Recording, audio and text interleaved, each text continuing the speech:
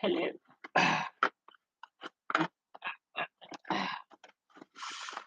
Good afternoon. Happy St. George's Day. If you are obviously of a Christian persuasion and you celebrate St. George's Day. Um, the West Tigers have won back-to-back games in the NRL. I think that has taken a lot of pressure off Michael Maguire. If he had lost these two games, he was getting the sack, and no one gave them a hope in hell of winning either game. They won both very tight contests, both having to rely on the drop goal to get the win. But they were aided in their last two games by their opposition just playing really poorly. Crawley Town's manager is under investigation for discriminatory comments made towards players. They're currently 12th in League Two. That's interesting. And a whole host of other things. But a big topic I want to start on, which is more of an idea that's been put out there and it's a discussion point, is should the NRL take games to the USA? And we discussed it last night, and it will be interesting to see if the NRL decides to pursue that policy as a league. It's considering the success that the North American leagues have had in taking games to Europe, Central America, Asia. It will be very, very interesting to see if the NRL decides to take regular season games overseas. There's a couple of games they could. The season opener, the Magic Round, or the All-Star game. It'd be brilliant if one of those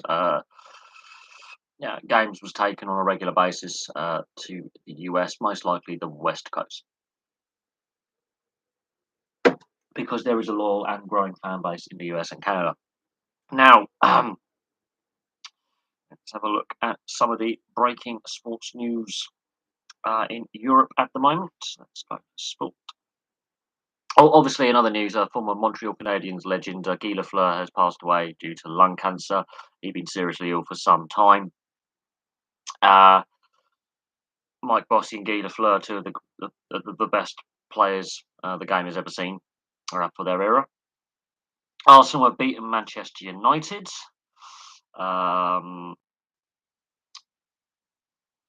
We have got the Fury versus White fight this evening. Steve Thompson, Rugby Union World Cup winner from 2003. Rugby World Cup winner Steve Thompson says he was put on suicide watch as he struggled with onset dementia. He's 43. He's one of the group of former players suing the game's governing bodies for negligence. We know you're not going to get head contact out of the game. They say repeated blows to the head up to blame for their dementia. I sometimes find myself thinking that the least selfish thing to do is just kill myself. I was put on suicide watch a little while back. He says he wishes he had never played rugby. He won 73 caps for England. He played 195 times for Northampton before going to play at Brive. He had 3 for the British and Irish Lions in a 9-year career. He played every game in the 2003 World Cup. But he mentioned that in December 2020 he could not remember any of the games he played.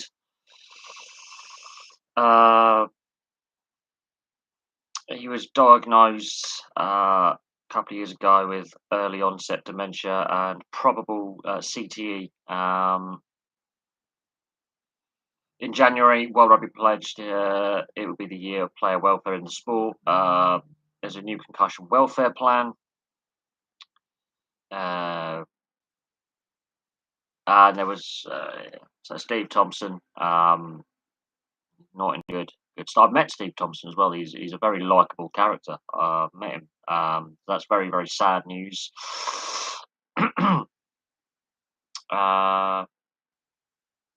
Ex-Springbok flanker Pedri Vandenberg has been killed in a car accident in Texas. He used to play. He's obviously played for the Springboks and spent 2 years in Ulster.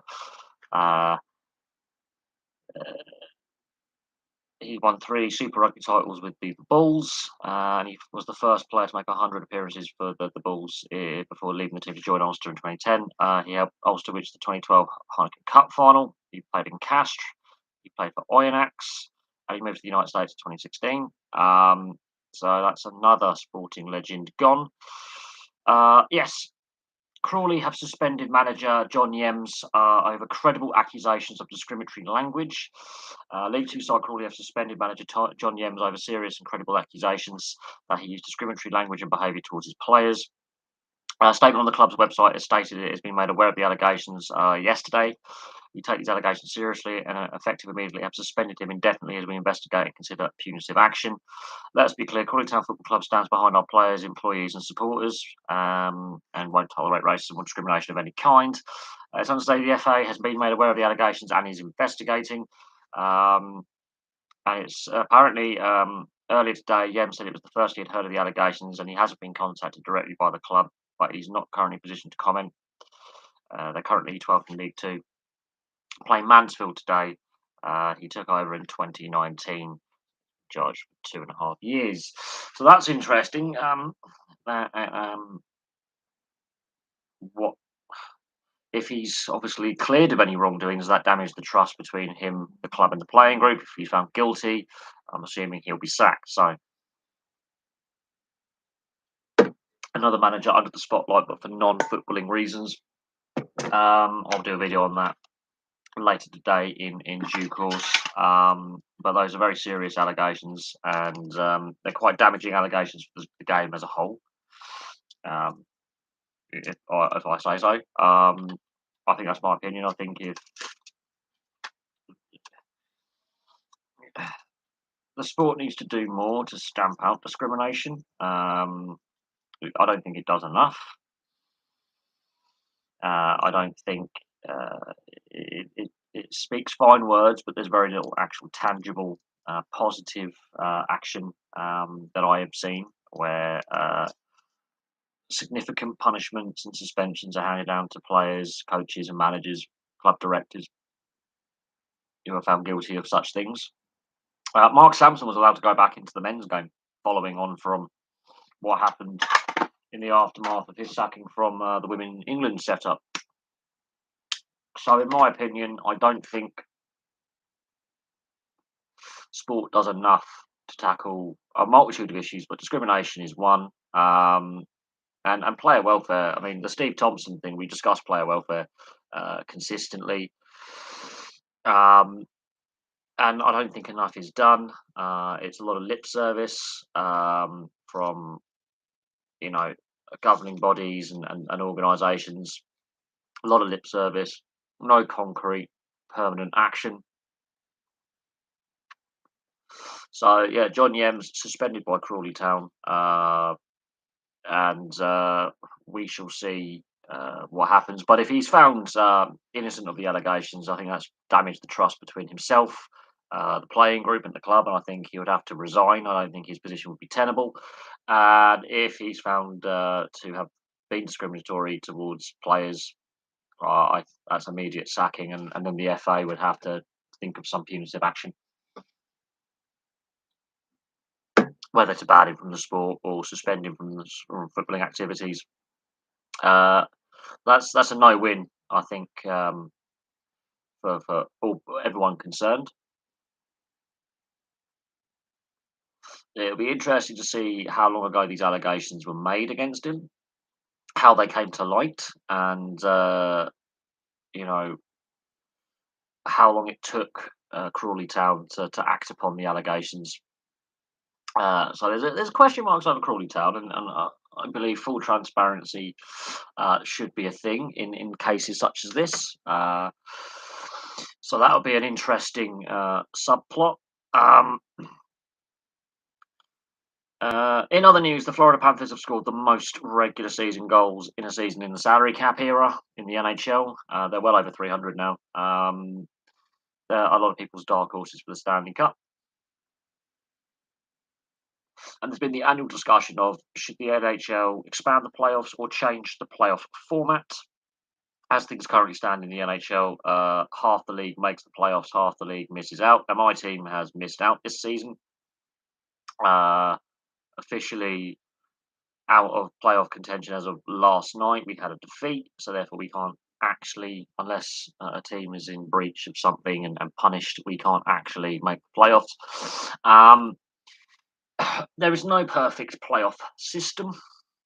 There's no perfect division and conference system, and there are discussions over what's the most effective, what's the best. There is no perfect playoff system. But other leagues in the US and Canada have been expanding their playoff structures to recoup losses from the pandemic. The most recent one was Major League Baseball expanding the playoffs to 12 teams. Uh, and yes, that adds more revenue for the league, more playoff bonuses for players. But do fans really feel that is appropriate? Does it solve a lot of the issues that sports leagues face with their finances? And bearing in mind, Major League Baseball still has a luxury tax, not a salary cap, which favours the bigger teams and the wealthier teams that can just afford to pay the fine for going over the salary limit, and it impacts the smaller market teams that can't build a successful franchise. Yet in the recent CBA negotiations and the recent lockout, there was no movement to get rid of the luxury tax system. It is the only major league in North America not to have a salary cap system, which is archaic, I think, with their luxury tax. It's not effective. And players are rightly frustrated with how they feel in regards to uh, the a lot of reasons. Just looking at how that lockout continued, the negative talks. I think there were divisions within the Major League Baseball Players Association. There was not universal agreement, and the talks were fraught with a lack of faith and a lack of trust between both sides. So I can see that festering on an ongoing festering situation, and I wouldn't be surprised if there is another lockout or strike at some point within the next 5 years. I can see the players being dissatisfied with the deal they have, and I can see further labour unrest in a league that is struggling to attract new fans, struggling to engage with the younger fan base, and struggling to attract new fans, and struggling to retain fans. It's What is striking is it is twice as profitable as the NHL, yet the league minimum salary is lower, and a higher percentage of players are on league minimum or than 20% above league minimum salary, which I find highly striking. That as I say, the league earns a hell of a lot more money than a rival league, yet players on average are paid less. That has got to be an ongoing issue and cause of concern. Um, and where do we go from here? Now, obviously, Manchester United facing more criticism and pressure. Ralph Rangnick has basically described the issues that the club faces, and Eric Ten Hag is going to face a very, very difficult first season, I think. And if the ownership are smart, which I highly doubt, they're going to have to give him time to completely restructure the playing squad. There needs to be massive, massive structural changes within the club. How much is he going to be given to spend, and how many players leave in the summer? How many players are going to want to sign extensions at the club? He's given a list of 8 players that he feels he can definitely work with, and build a new core around. Pogba is not one of them. Ronaldo is not one of them. Cavani is not on that list. Maguire is not on that list. Varane is not on that list. Lindehoff is not on that list. So some of the big name signings they've made in the last couple of seasons, and some of the players that have been brought in, are not on the list of key players that Ralph Rangnick has identified as part of his rebuild and restructuring and what he wants to work with. So there's going to be a massive squad clear out, I have no doubt, in the next year or so. Does that benefit or hinder the team? Will his style of play that he'll bring and the tactics he bring actually help players who are currently struggling? And of course, we've seen all the off-field issues with Harry Maguire, with the death threats sent to him, and the issues surrounding him being captain. I think he's been put in a no-win situation by the club. I think there is a lack of support in place, and I think the mainstream media and social media, I think, needs to do more to be a bit more take more responsibility for the things they publish and the articles written, and how they go about breaking down good and bad performances. It's not on Harry Maguire; it's on the whole team. The whole team is playing poorly. There's clearly a lot of divisions within the dressing room. At the other end of the table, Burnley get a crucial win and put further pressure on Everton as Everton go into the Merseyside derby against Liverpool. There's now a points difference between the two clubs again. They've closed that gap again. And of course, this is after Sean Dyche was sacked. They've got an interim manager in place. They're battling, for relegation to survive in the Premier League. And this is another club with a North American leverage takeover, which is again really concerning that the Premier League has allowed yet another club to have a leverage takeover. And ownership rules and fan groups have been calling for change to ownership rules, more fan involvement for quite some time. And I think this adds further fuel to that debate. Now, Burnley are not the wealthiest club. They're not the most successful club. They haven't been at the top end of the top division for a long time. We're going back to the 60s. They play in an economically deprived area of England, so the fan base isn't the wealthiest fan base. This could be a perfect storm for struggles going forward with the club. If they were to get relegated, I do have fears for Burnley and the direction the club will take. I also have fears for Everton going forward, and with the issues the club has faced this season, the position the club is currently in, it didn't work with Rafa Benitez. It's not really working with Frank Lampard, to be honest, either. Very similar to Man United. The internal structures at the club are rotten, in my opinion, absolutely rotten. They have a great track record of developing local talent, and which is a positive. The northwest of England has a fantastic record. All the clubs in northwest England have had a fantastic record of bringing through locally scouted and recruited talent that's come through the age grades and come through the system. It's a very congested sports market, very congested in all the professional leagues. They are competing for a finite number of local fans, and of course, some clubs have got a bigger reach than others for attracting fans further afield. It's a very congested sports market. It's a very competitive sports market if we're looking at the northwest of England, and so it is concerning when clubs like Burnley and Everton are having the struggles they have, and a lot of it's to do with club ownership.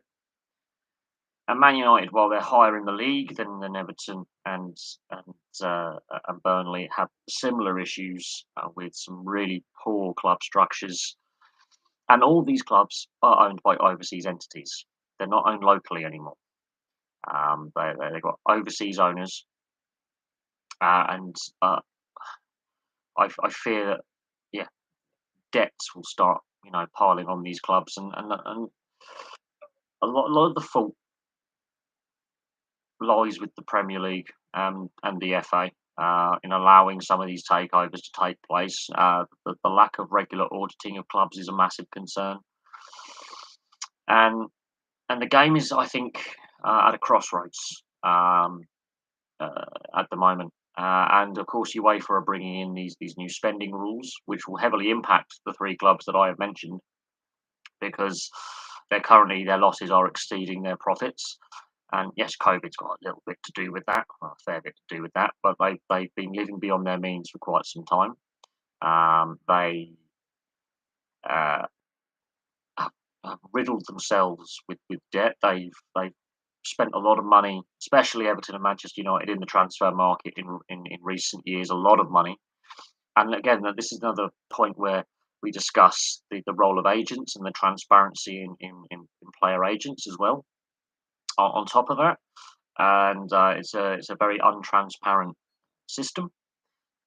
It doesn't necessarily it's not necessarily well, I think it is poorly regulated. I think that's the best way to describe it. So you've got to look at. I mean, look how much money Man City, for example, paid in agents fees out of their transfer spend in January. 10%, nearly 10% of their transfer dealings resulted in the money regards went on agents fees, and that's over 25 million approximately went in agents fees just in January alone. So imagine since the Sheikh Mansour takeover back in I think 2007, 2008, how much money one club has spent on agents fees, considering the amount of money that Man City have spent in that period. Same with Manchester United, same with Liverpool, same with Chelsea. Chelsea are a club that, if it wasn't for Abramovich pumping in 1.5 billion in loans, would have been 1.5 billion in debt. And if some of these clubs were literally just standalone entities with the current financial dealings these clubs have had, they if the FA and UEFA and the Premier League were to properly enforce their rules, would have been put into administration quite some time ago and put into special measures. They would have points deductions, fines, transfer embargoes, and they haven't been properly enforced because these are like the big clubs that sell the products, and it looks like a bad image, obviously for the Premier League and for European football. But COVID has exposed a lot of these issues massively. But the Barcelona situation, for example, that Neymar transfer at the time we thought was ridiculous, which it was. PSG just have an infinite amount of money, but we now know how bad the economic situation at Barcelona has been for the best part of over a decade.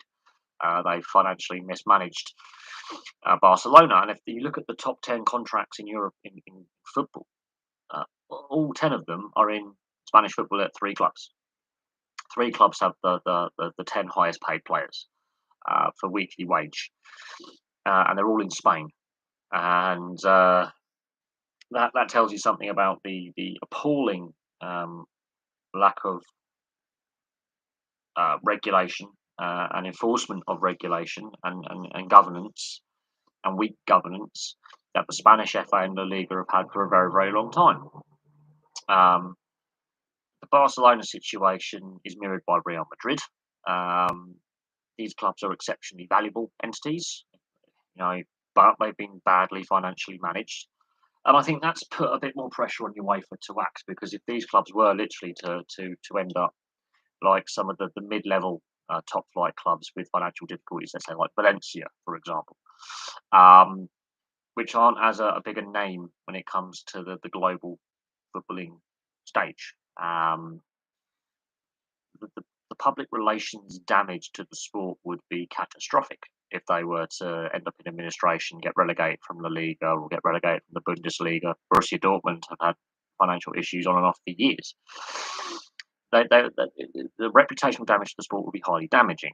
So UEFA have been forced to act. I mean, Alexander Serafin, when he took over at UEFA following the revelations about Platini's corrupt antics and his criminal conviction, he stated in one of the first interviews he gave, one of his first public press conferences, that financial fair play has not and cannot work. It's a failed system. It is a badly thought out system. While with good intentions, the actual structures of financial fair play, it's not properly enforced, and it's failed. But it's taken several years now to come up with a new spending formula. Several years. And that new spending formula, which will have a scaling system, whereby clubs' expenditure has to be 70% of revenues, is over a 3-year period, and it isn't going to be enforced straight away. There's a bit of leeway, and then they put in certain rules in there and certain clauses in there, which means clubs can still overspend for a period of time, because they know if they came in straight away saying you have got to be compliant by this point, clubs will fail under that system. But they need to be rigorously enforced. It needs to be properly rigorously enforced, and clubs need to be properly punished. Because what we have seen when UEFA have actually taken clubs to task is they just go to the Court of Arbitration for Sport, go on appeal, and have their ban overturned or reduced, which then makes a mockery of the system that is in place. And I think that's another reason why Seraphim goes, we need to have really strict rules, like properly strict, not a lot of leeway in regards to the strictness of the rules. And one of the byproducts of this, and we were discussing this last night in regards to the MLS product, where viewership in the MLS is up 17% year on year. Actual TV and fan attendance is up. So TV viewership is up and fan attendance is up. Now, part of the reason for that is expansion. There are new clubs that have been added, so that adds extra fans anyway, who will be going to games and watching in those markets like Nashville, Miami, Atlanta, I believe, of a team recently. So you add new teams to the mix, you're going to have a broader fan base. New fans are going to be attracted who will want to buy into the product. But with the UEFA rules coming into force, I can see a lot of clubs being forced to reduce their wage bill and reduce their, issues to do with agents' fees and contract extensions and bonuses. And a lot of high quality players will be going to the MLS as marquee signings. The MLS could be a massive winner out of UEFA's new spending rules coming into force. Massive winner. They could make an absolute killing in regards to the situation. Now, also in other news, Barnsley have been relegated from the Championship. They lost their game last night. They had a game in hand over the clubs above them. They were behind Derby on points anyway. They have lost. That's another club that's been really badly run. And both Derby and Barnsley were playoff teams not that long ago, and now they're both getting relegated out of the Championship.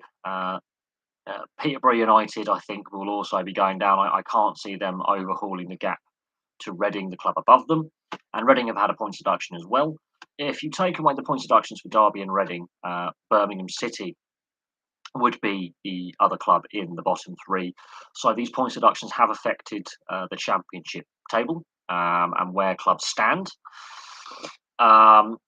Derby's record, ironically, under Wayne Rooney is better than last season. And they have actually improved even with the transfer embargo, and the players, they only had 8 players to start the season on contract. So the team that Wayne Rooney has put together for this season is something, but they can't extend contracts for players unless those players have already got contracts signed. They've only got 5 players on the books for next season, and there's uncertainty about the ongoing takeover. There are bids being put forward, very similar to Chelsea. And if that takeover does not go through, they don't know what's going to happen. There's only so many free agents they can sign, and there's only so many youth players they can promote to the starting squad.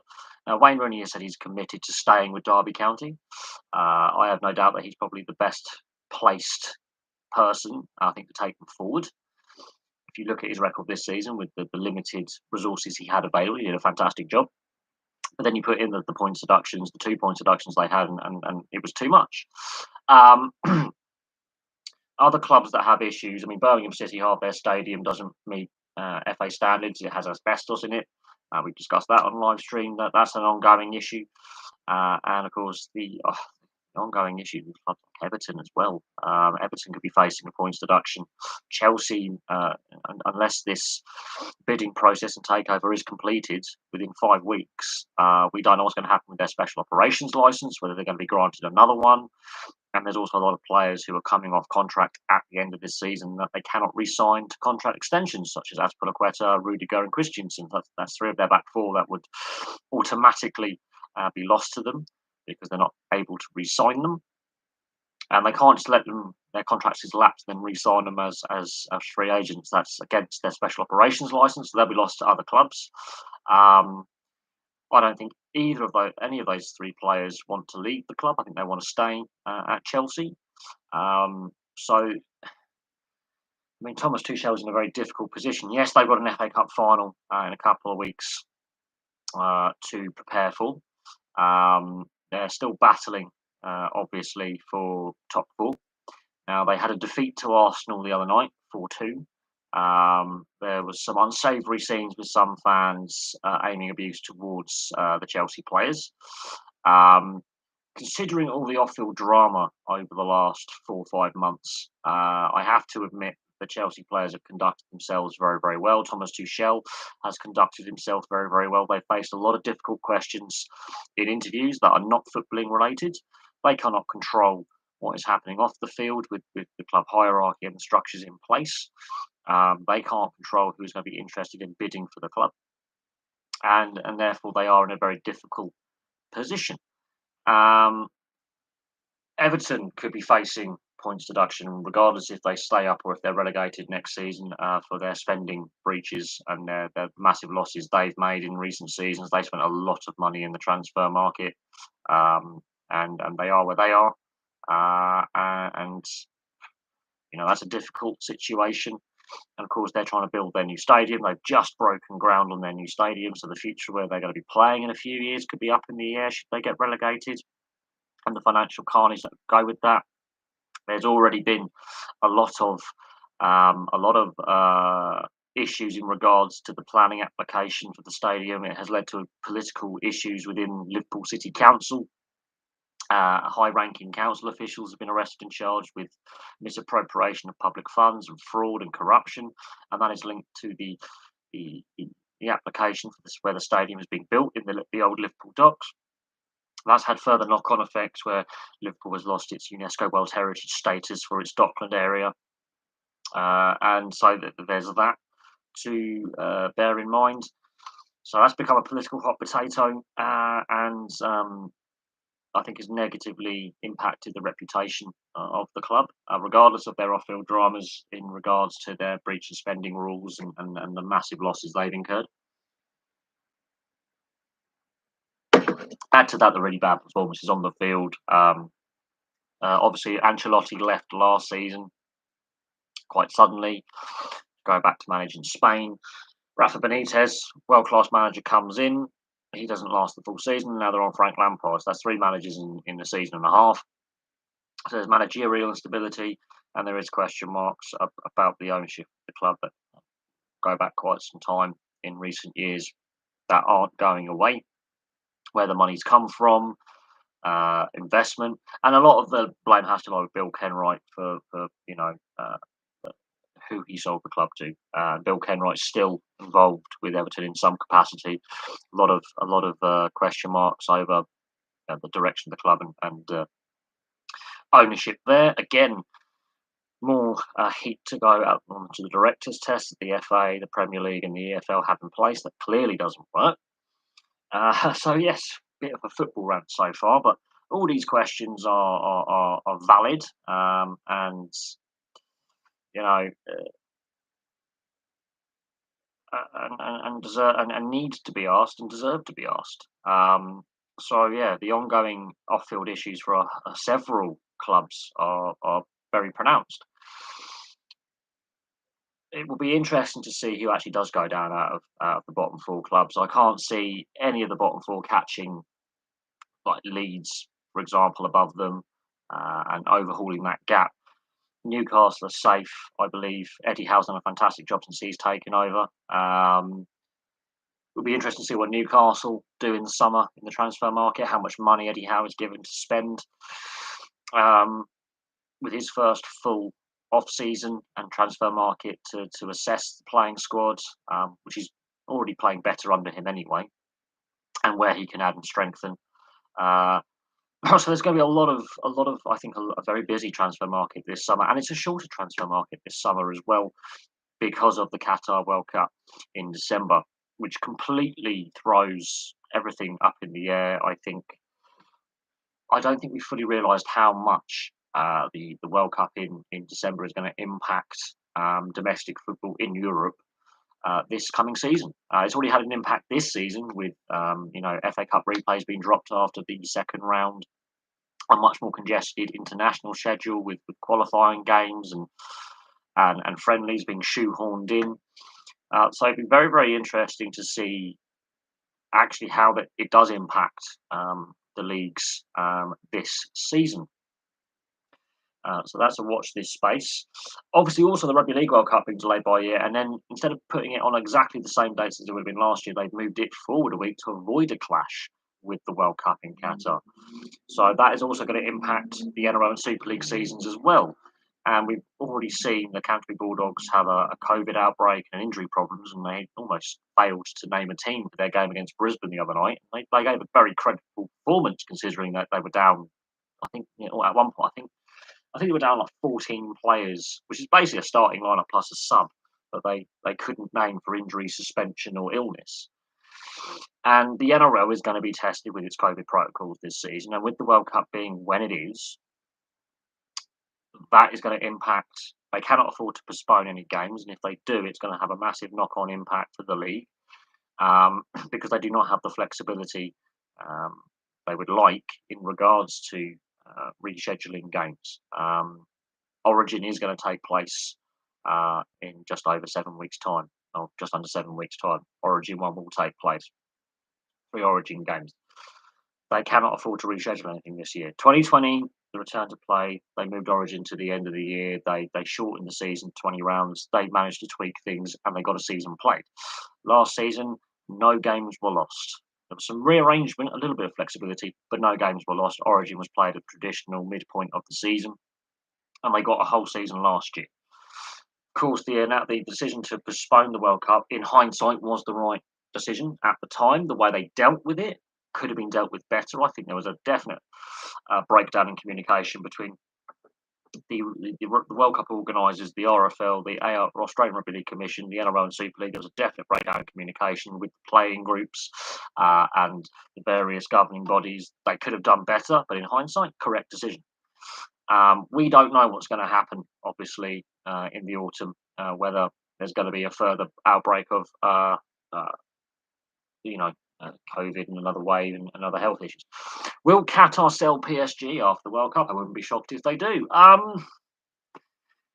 We shall see, I think, is the answer. I mean, Monaco, one of their big rivals in the French league, and Monaco is the second wealthiest club in French football, are on a very good winning streak and have actually beaten PSG convincingly this season in their winning streak in recent games. There's still speculation about Pochettino's future, and he might be signing a contract extension. He may leave. If the Qatari investors, which is basically the Qatari government, do decide to sell PSG, that would be very, very interesting. The important thing is here, UEFA's new spending rules will also have a big impact on this club. They have spent a stupid amount of money. Look at the Neymar transfer, for example. Stupid amount of money. So the club itself, you have to take the owners out of it when it comes to their spending rules. The club itself is also in breach of current financial fair play spending rules and has been since the Qatari takeover.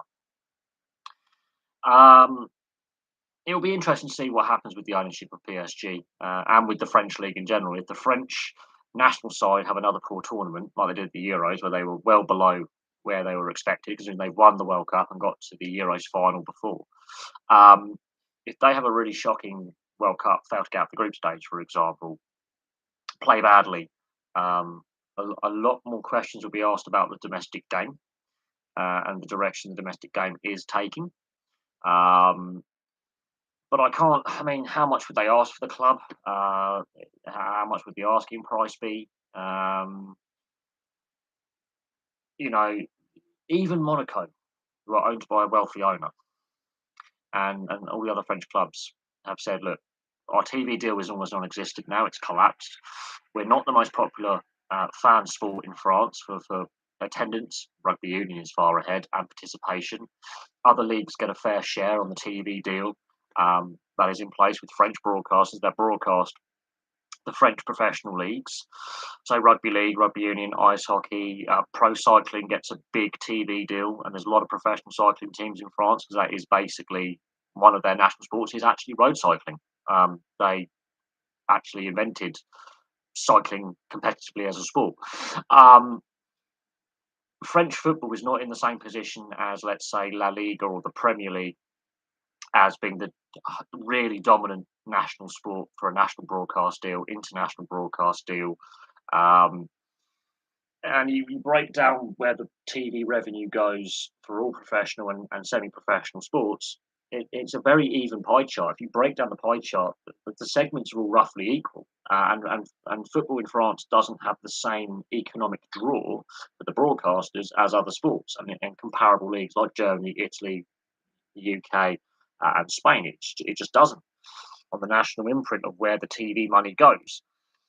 Um, I don't know how big PSG's imprint is in North America either. How big the fan base is in North America. How popular the French league games are in the US. Uh, that'll be very very interesting. Yes, they've signed Messi, which has definitely boosted merchandise sales, but has it actually benefited the team? They didn't win the league last year. They only won the French Cup. So it was for them. It was and even then, Pochettino still managed to keep his job. And we know how they chop and change managers quite regularly at PSG. They failed, much like Man City, um, to win the Champions League.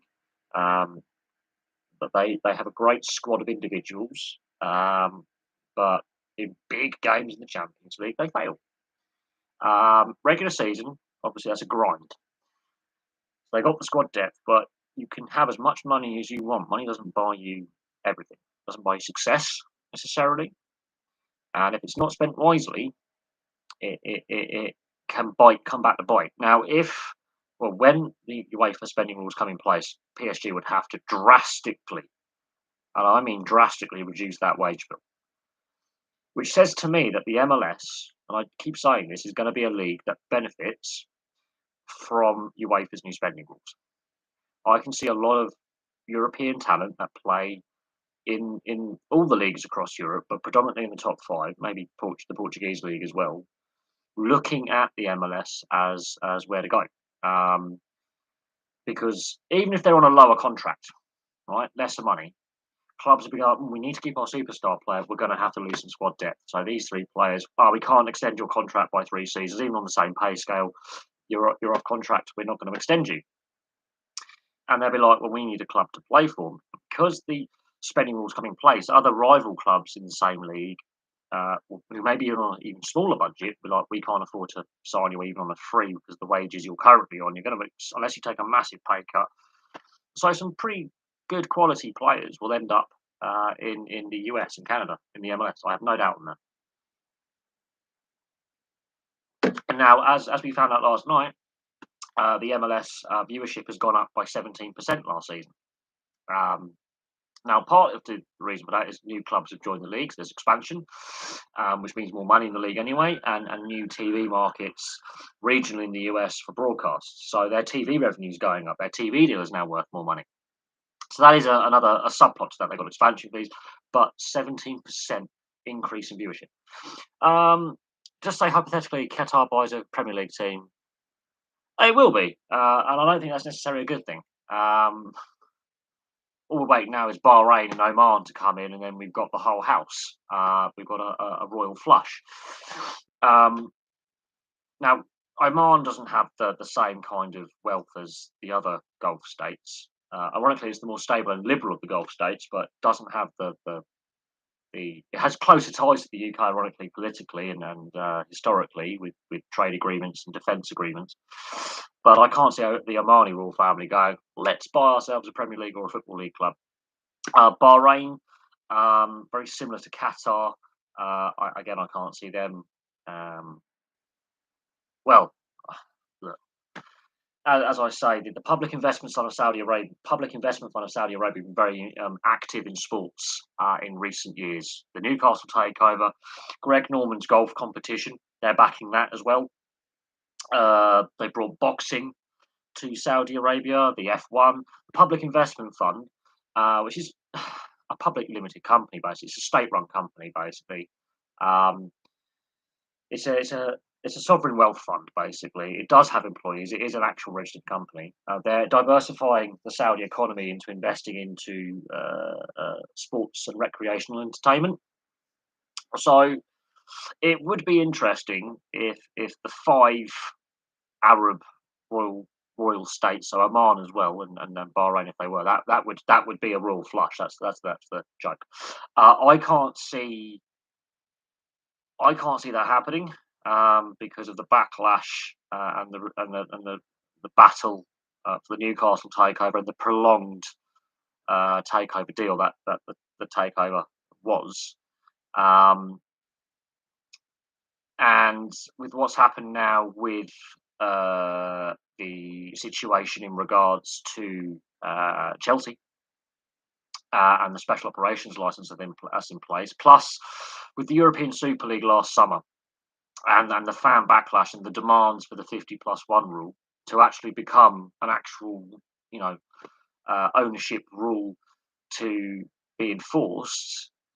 I can now see that becoming it's quite a divisive argument. Now, firstly, what club would they want to buy? First up, and are there any clubs apart from Chelsea up for sale? Apart from Derby County, that we know of, and Everton having some off-field dramas, there are no major clubs in the top two divisions or in English football right now that are openly up for sale. And and there are clubs with money problems. They could choose any club they wanted to be honest. They could start from the bottom of League Two if they really wanted to. At the moment, though, I can't see a club other than with the clubs already outlined, Derby and Chelsea especially, who have timeframes to do so. There is actually Chinese money already in English football. I'm going to do a video on where the money comes from, the 92 clubs, and break down how many clubs are owned domestically by English owners, and then the overseas ownership for the majority stakeholder. But there is Chinese money already in English and British football, because you've got the Welsh clubs and the Scottish clubs. There is already Chinese money. I think there's one that actually is outright owned by Chinese people, and they're not from Hong Kong or Macau. They actually are from mainland China. There is already Chinese money in the English game and the Welsh game and the Scottish game. There's already money in British football from China. I'm going to have to have a look at the ownership of football clubs. There is an article up there. It does tell you where all the money is from the National League upwards and who owns what. What is striking is there's a lot of clubs owned by Americans. So we've already sold the soul of the game and Americanized the sport for a long time. This isn't new. This isn't just the Glazer takeover being the catalyst. We were Americanizing and selling the soul of the sport for profit over anything else for decades. So that's nothing new. There is I do know there is Chinese money already in the game, and there has been for quite some time.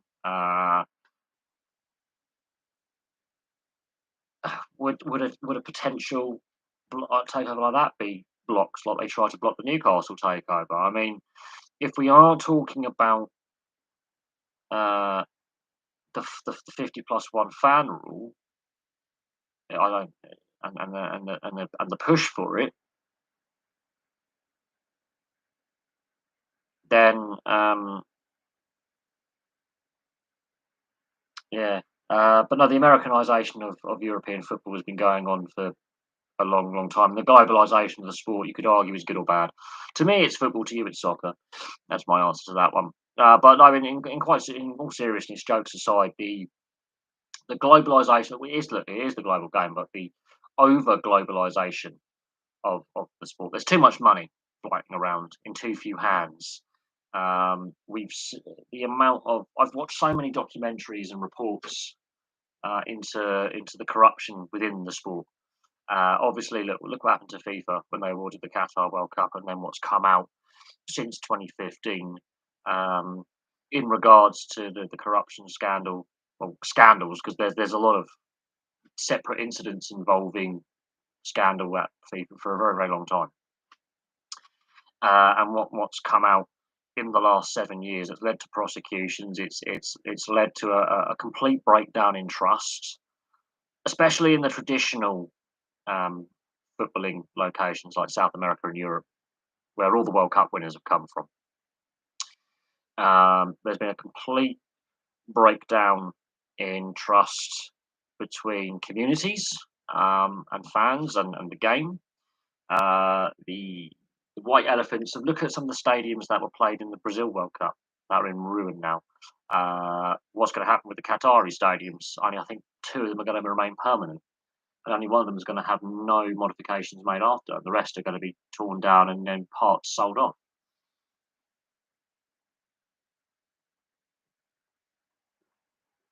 And oh, what is these? Energy original, a power beyond thirst. Who makes this? Refresco. Where the hell is Kegworth? Oh, originally it's from Rotterdam. I'm drinking some Dutch stuff. Um, yeah, well, because the FBI was involved in the FIFA investigation in 2015. Automatic under US federal law, if you are under an FBI investigation, unless you are called before a federal court, you will be denied entry. And if you do attempt to enter, you will be arrested, because as soon as you are a suspect in an FBI investigation, you are put on the most wanted list, regardless of your crime. If the FBI have been called in because they are experts in cybercrime and financial crimes and fraud, if the FBI have been brought into an investigation, same with Australia. The Australian Federal Police have a similar level of jurisdiction like the FBI. If you are under investigation by some of these federal, or in this case it would be I forget what the police force is in this country that deals with international crime. Um, if you are put under an investigative warrant and I try and enter said country where they've issued the warrant, like Daniel Kinahan, who's in charge of MTK Global, the FBI put out a warrant for his arrest and a bounty of 5 million for information on his whereabouts. If you were to attempt to travel on your passport and you got an international arrest warrant now, and if you are wanted by a country, like if the FBI are investigating, you step foot inside a US jurisdiction or an overseas dependency, you are seriously getting arrested and held on remand. You are going to be put in prison pending investigation. You're going to. So the fact that high-ranking current and former FIFA and other association, so in Europe's case, UEFA, CONMEBOL in South America, if you are one of those high-ranking officials or administrators, crikey, in 4 years' time, the World Cup is in the US, and Canada and Mexico. It's ridiculous. No, it's not Scotland Yard. Scotland Yard is just the new Scotland Yard is the headquarters of the Metropolitan Police. The City of Westminster Police have their own separate. City of London Police have their own separate. No, it's a different organisation. It's similar to the FBI. Not New Scotland Yard is the headquarters of the Metropolitan Police. Every police force has a headquarters building. Um, I'm trying to think what the. It's not GCHQ. That's the our version of the NSA. The organised. Oh yes, the Organised Crime Agency. That's the one. We have our own form of the FBI. It's like the Organised Crime Agency. Um, is it? It's something like that. It's got a name like that. Scotland Yard is literally just the headquarters of the Metropolitan Police, which is the one of the two police forces based in London. The other one is City of London Police, which covers a small section of the City of London, which is one of the boroughs around the Bank of England and the financial district. And it's a separate police force. We have two police forces in London, similar to like the NYPD, being the police force of New York, plus then you have the Port Authority Police. Something similar to that. My police force that I covers my area is Thames Valley, which covers several jurisdictions of counties and towns and cities, and is headquartered up the road from here.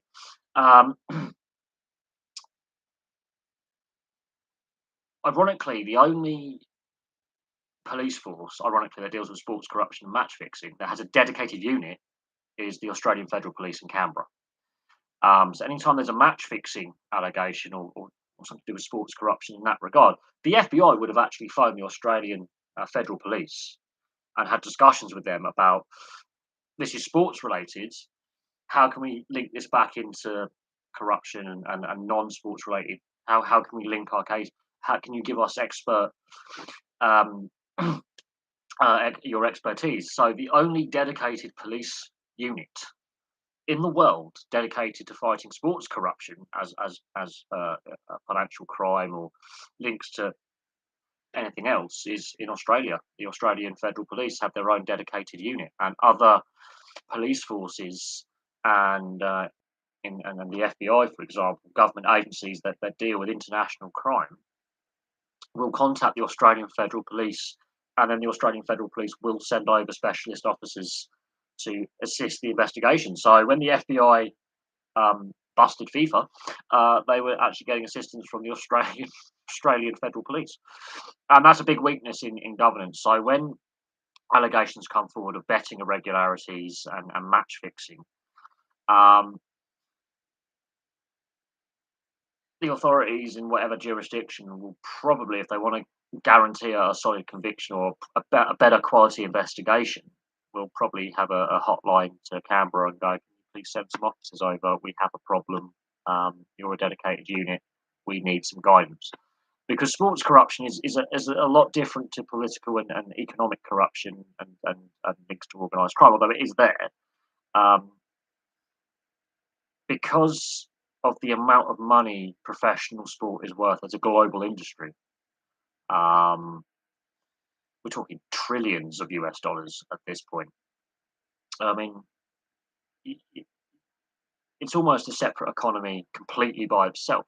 Uh, but no, the fact that FIFA officials, some of them aren't allowed into the US because they'll get immediately held, detained by TSA and then arrested by state or federal agencies and then held for questioning.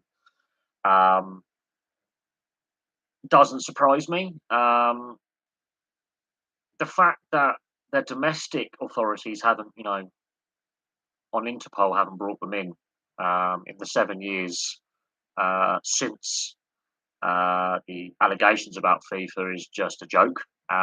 It does show that some countries refuse to be bullied by the US when it comes to their legal jurisdictions. And then, look, the FIFA scandals, plural, have been nothing but damaging for the sport. And yeah, last night on live stream, we were discussing the uh, the fact that a lot of younger fans are being turned off the sport and don't don't feel that connection that their older siblings or their parents or older relatives and friends felt. And I mean, I'm in the demographic that every professional sports wants to attract. Um, young, upwardly mobile, in work, single male. I'm your typical sports fan. I'm working. I have a little disposable income, so I can afford to buy bits and pieces and buy the sports product, which I do with the NRL. I do have a sports subscription to the NRL. Football games in Asia have oh god, yeah, the Chinese Super League is the fixed league. Has been for a long time. Yeah. I forget. Oh, and what's his name? There's a Canadian undercover journalist. He always wears a bow tie and he's got glasses. I honestly, it's frustrating because I've forgotten his name. But he spent the better part of 5 years investigating. He wasn't even investigating sports corruption initially. He was investigating just organised crime in general, and he stumbled across this moneymaker in Singapore that these he was doing some undercover reporting on international crime networks, and he stumbled across match fixing, sports match fixing in Southeast Asia, and it's Dermot something. It's really going to annoy me because he's proper. He looks like Pee Wee Herman. He's got his little bow tie and he's got his glass. He's Canadian, but he spent the better part of a decade um, undercover as a journalist, getting very close to these individuals before he published what he published um, when he did. Um, it actually his interest in sports corruption as a journalist and uncovering these things actually started in Canada, in Ontario, with the Canadian Soccer League, and we're talking well below the MLS level. in Toronto, in the Toronto metropolitan area, and it went from there. Uh, Mostly to do with Balkan people from the Balkans, like Serbia, Croatia, Bosnia, the former Yugoslavia, basically, and some organised crime groups that have spread because of the collapse of Yugoslavia in the 90s, and they were fixing youth level football matches all the way up to semi-professional. Um, and it wasn't even disguised; it was blatant, so blatant. Um, Now it transpired that, yeah, and what is concerning is the amount of high profile scandals we've had in the last 30 years. And I'm not. I mean, I could discuss the Paolo Rossi betting scandal of when he was playing for Regina and in Italy in the late 70s, early 80s, before the '82 World Cup. But we're talking about the current modern era, and that's basically what I say is from 1992. So post Italia 90. So our lifetime, basically. Um, just unbelievable. The amount of match fixing allegations, games currently under investigation. There is a Der Spiegel, the German publication. You can read their English equivalent; it's brilliant.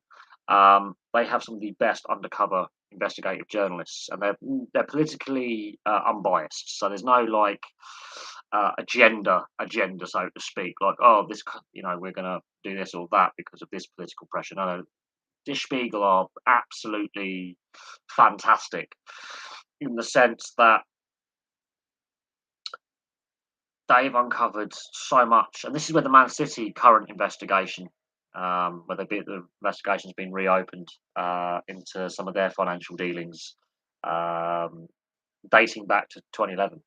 Um, they've released further evidence about corruption at Manchester City. They also did a number on Chelsea with their breach of youth transfers and PSG, and they uncovered stuff in regards to Italian football, the German match fixing scandal that involved referees. They were part of the reason why the Panama Papers and the Paradise Paper leaks existed. So it's not a sport they do undercover journalism in. They really take it to the well, they take it to the man, basically. They take it to the system and say, you've got to fix this. They're brilliant. But a lot of their undercover investigative journalists have uncovered so much stuff. It's unreal. Absolutely unreal. They call it the football leaks, because obviously they did the Panama Papers and the Paradise Papers. They call it football leaks. Very similar to WikiLeaks. It's a pun on WikiLeaks.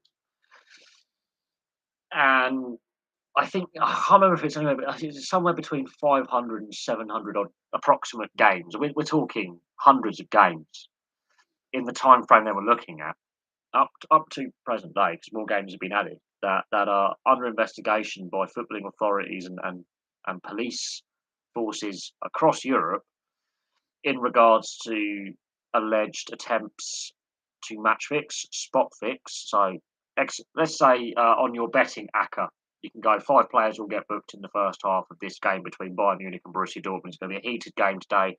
It's not going to be your usual beautiful football that you see between the two clubs. It's going to be a dirty game. There'll be 5 bookings within 45 minutes. Let's say there's 4 instead of 5, and you're close. But there's a huge surge for 5 bookings in the game.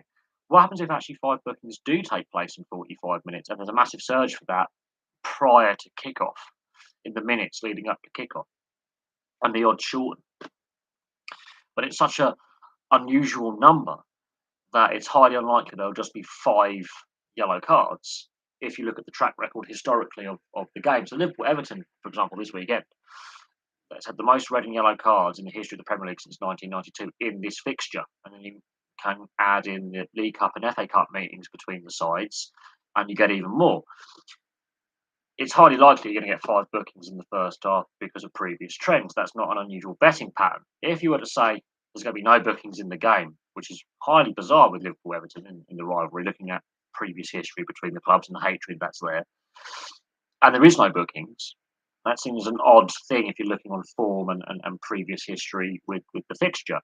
Um, you could say on 75 minutes the match will be suspended due to crowd trouble. On 75 minutes, a flare's thrown on the pitch, or flares are thrown on the pitch, and the game has to be suspended for a period of time. That would be an odd outcome. So there's all sorts of, with the betting in play options now, you can bet on how many corners, how many free kicks, how many offsides, first goal scorer, all sorts. It's so easy to spot fix. You don't have to fix the whole match. You can just say, uh, a Liverpool player's going to score 2 goals in a 5 minute spell, 5 minutes apart, on the 70th and 75th minute. Let's say Sadio Mane scores the 2 goals in 70 and 75 minutes. He scored 2 goals, and they're 5 minutes apart. That is how you spot fix it. There'll be an own goal on 82 or between 80 and 85 minutes, and the own goal is scored in 83 minutes, for example. That's a spot fix. That's how easy it is to do. Same with cricket. Cricket's had them. We saw the Pakistani scandal in about a decade ago. One player got a suspended sentence, 2 players went to prison. 2 got life bans, 1 got a reduced ban on appeal because mitigating circumstances. Deliberately bowling no balls. We've seen Srisanth, Indian fast bowler, very good fast bowler as well. He's gone to prison for 10 years. Spot fixing, accepting bribes, and under, I think, Indian statute, under Indian law, links to organised crime. Basically guilty by association. He went to prison for 10 years. Look at Stephen Lee in snooker, banned for 10 years, which is basically a life ban for match fixing. So it's not just a football problem. And I'm only using these examples because these are examples I have discussed on the channel. Will Ricky Stewart get the sack? He's hardly getting any media pressure on him.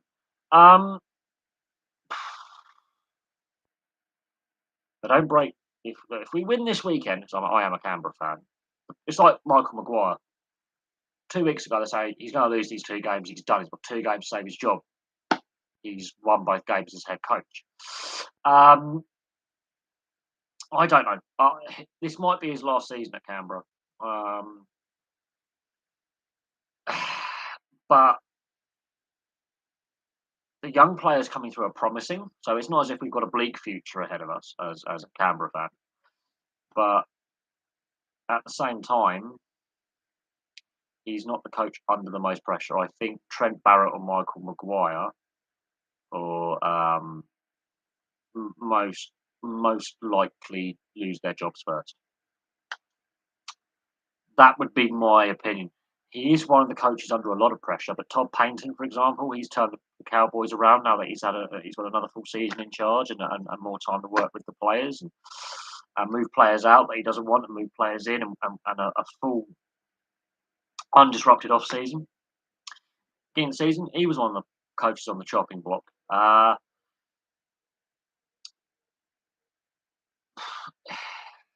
I don't know. The Canberra board don't tend to rush to sack coaches. That's the difference between the Raiders and other clubs. Is they really do give their coaches time. And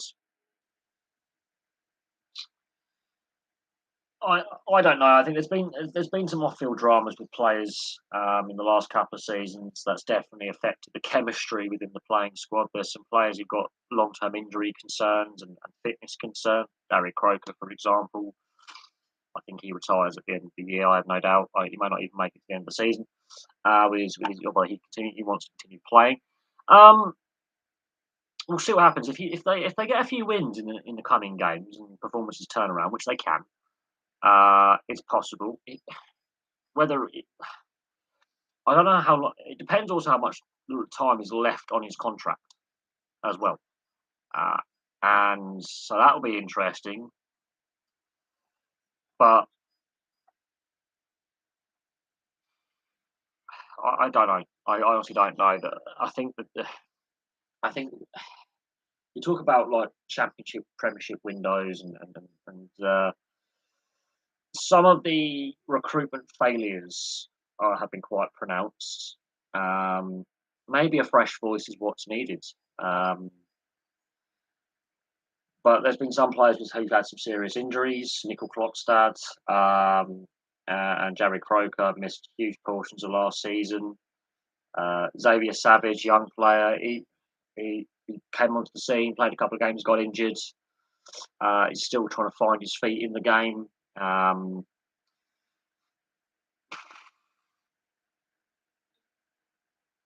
I think there's some good young players at the club. I think there's some good veteran players at the club. I just think, results aren't going their way, but you don't become a bad team overnight. But I think maybe a fresh voice and a fresh style of play is ultimately needed at some point. Now, whether that's bringing in a couple of fresh players in, new players in, or replacing the coach. I mean, there's no perfect answer to this. I like Ricky Stewart. He is a Premiership winning coach, so he's been to grand finals as a coach, so he's not bad at his job. But sometimes you can stay at a club for too long, and sometimes a fresh voice is what's needed. Whether he stays or goes, that's up to the Canberra CEO and board to to decide. I don't like seeing coaches getting sacked. I like to see coaches stay out the season, and then at the end of the season you have the review. And if you need to change, do it then. Unfortunately, now the amount of money, as in sport, it's a results business alone. So that player development, building the confidence of players, actually developing grassroots all the way up to senior level, building relationships within the community is now more of a secondary than it used to be. It used to be the other way around. It is a results driven business. It is money talks.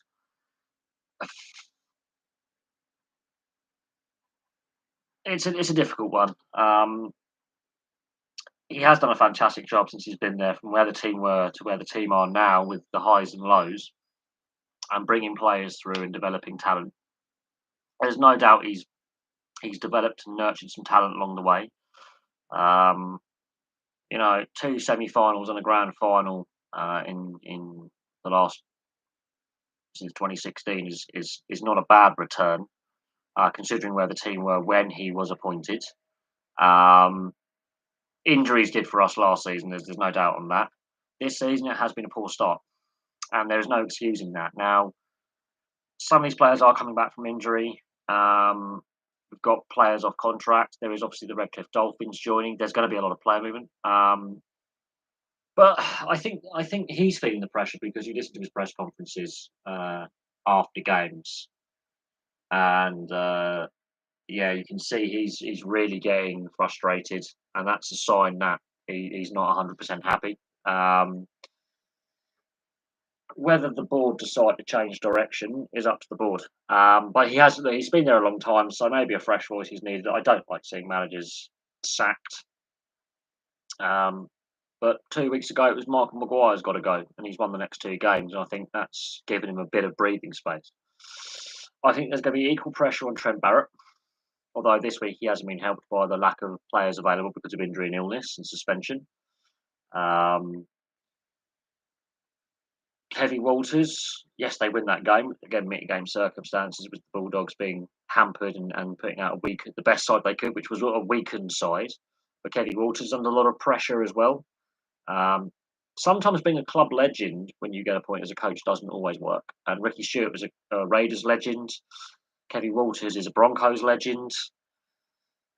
Doesn't always transpire to, automatic, it's going to work. Sometimes superstar players don't make superstar coaches. Very rare that actually happens. But as I say, look, I don't like seeing coaches unnecessarily sacked or sacked.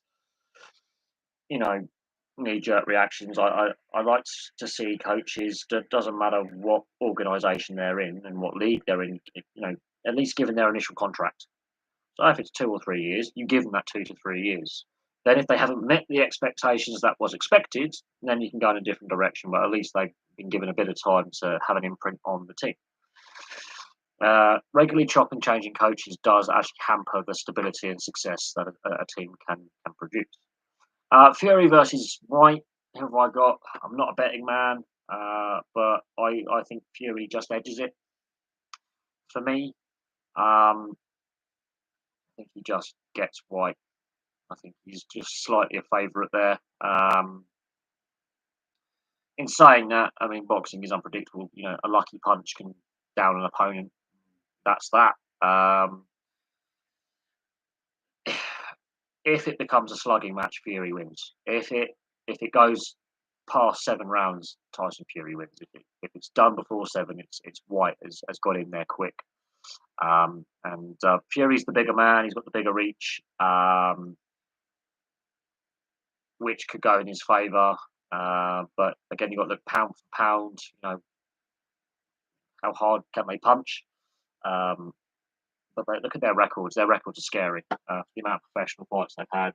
Although Fury has got a better record. He's never lost a professional fight. He's had a couple of draws, I think. But if it goes longer than 7 rounds, I'm going for Fury. If it's less than 7 rounds, so that'd be a quicker knockout, I'm going White. But I think it favours Fury. Fury's going to, I think, pace himself. And then when it gets midway through, I think that's where he's going to turn it on. And it all depends on how much energy White has expended in the early rounds to try and get an upper hand. And if he hasn't got the upper hand in the early rounds, then Fury wins easily. But again, boxing can be done. I've seen boxing matches where it's done in less than 8, in the first round knockout, done. So look, I mean, the build up to this one hasn't had all the toxic faux masculinity, as I call it, the slanging match, the circus. They've conducted themselves with a lot of respect and a lot of decency, which is remarkable for boxing. None of that pre-match antic circus, as I call it. There's been a lot of respect at the weigh-ins and press conferences. Very low-key press conferences, which is a refreshing change because I can't stand the pre-fight build-ups where it's all this faux aggression and all that. I'm going to kill you and I'm going to kill you. I'm going to smash it. To be honest, there's ways to psych out your opponent. NRL, there's no better coaching options out there as well as bottom clubs. Can't get good off-contract players. Good players are taking pay cuts to stay at that team. Yeah, the Redcliffe Dolphins. It's going to be interesting who they end up getting to sign for them,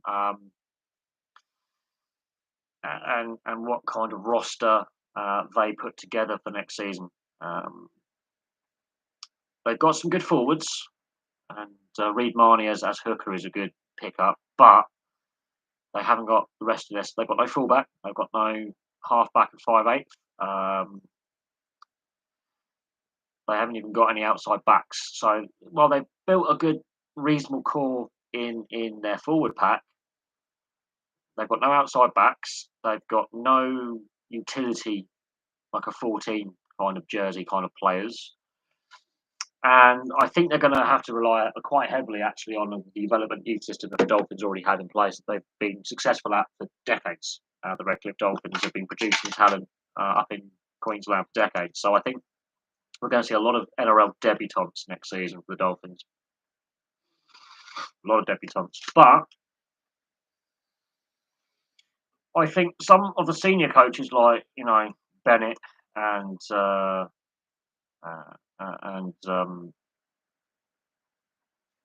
others, there's going to be some coaches deciding, you know what, I'm going to call it a day.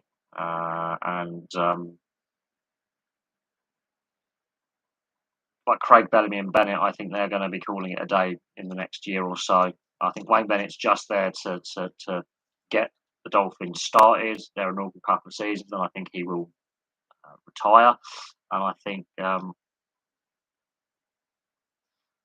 same could be said for a couple of other coaches. Maybe going, you know what, this will be my last couple of seasons. I can see some new coaches bursting onto the scene and getting coaching gigs. And there's some coaches out of contract who are free, who aren't coaching right now, who've got NRL and Super League experience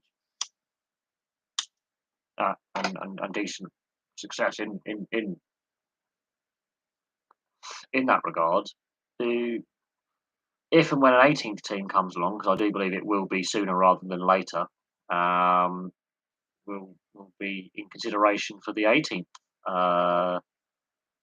job. And there's some good assistants out there that are hungry um, for a head coach gig, and you've got coaches like Morris, who recently got the chop at Cronulla, who did a decent job with what he had available. He'll probably want a second crack at being a head coach, and we'll have to see what happens. But at the moment, I think the Dolphins, unless they can get like a Cameron Munster type player, just that one. They missed out on Kalen Ponga this week or last week. It was announced this week that he decided to stay at Newcastle, so they've missed out on that signing. They've still got time to pick up players, but we'll have to see what happens. We'll have to see what side they put together. It could be a lot of NRL debutants who come through the new Queensland Cup and New South Wales Cup that get given a chance. And they may not be the best side, but they have got Wayne Bennett as coach, and he seems to get the best out of players, regardless of their experience levels. Players want to play for him, and he's a very good manager at getting players into the game focused. And you look at his record and what he's done in the game.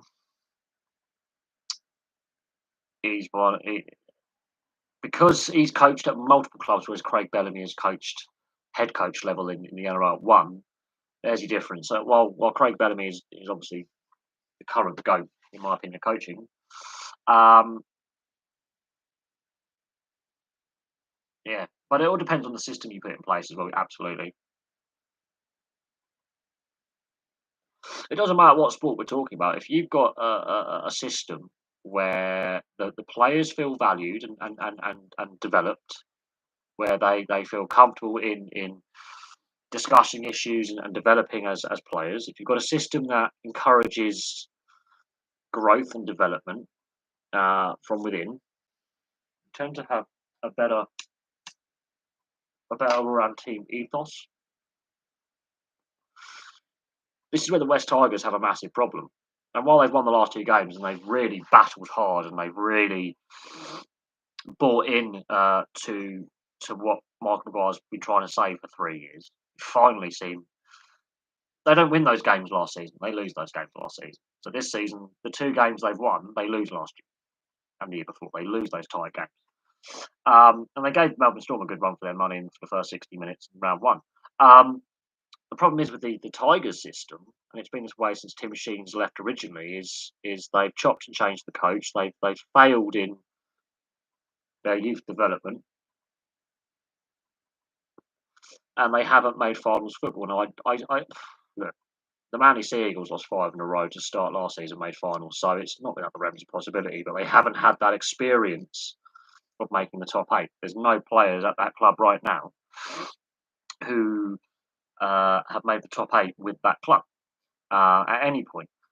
So while they've got Premiership winners and Grand Final players in the squad and players that have played finals football, the system at the West Tigers is broken, and that's part of the problem. Now, Michael Maguire, ironically, is off contract in the off season, and therefore would be available. So if a club like Canberra or like the Bulldogs were to go, we're moving on from Barrett or Stewart, Michael Maguire is a Premiership coach. And the Bulldogs have recruited very, very well. I think it's the coaching that's holding the team back.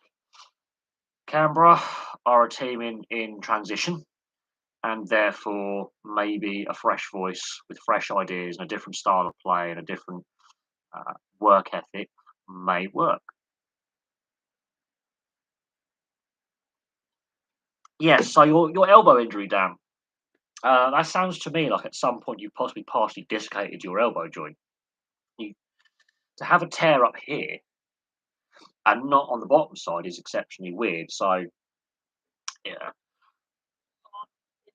but yeah, hopefully that swimming is quite good, um, and hopefully you don't need surgery.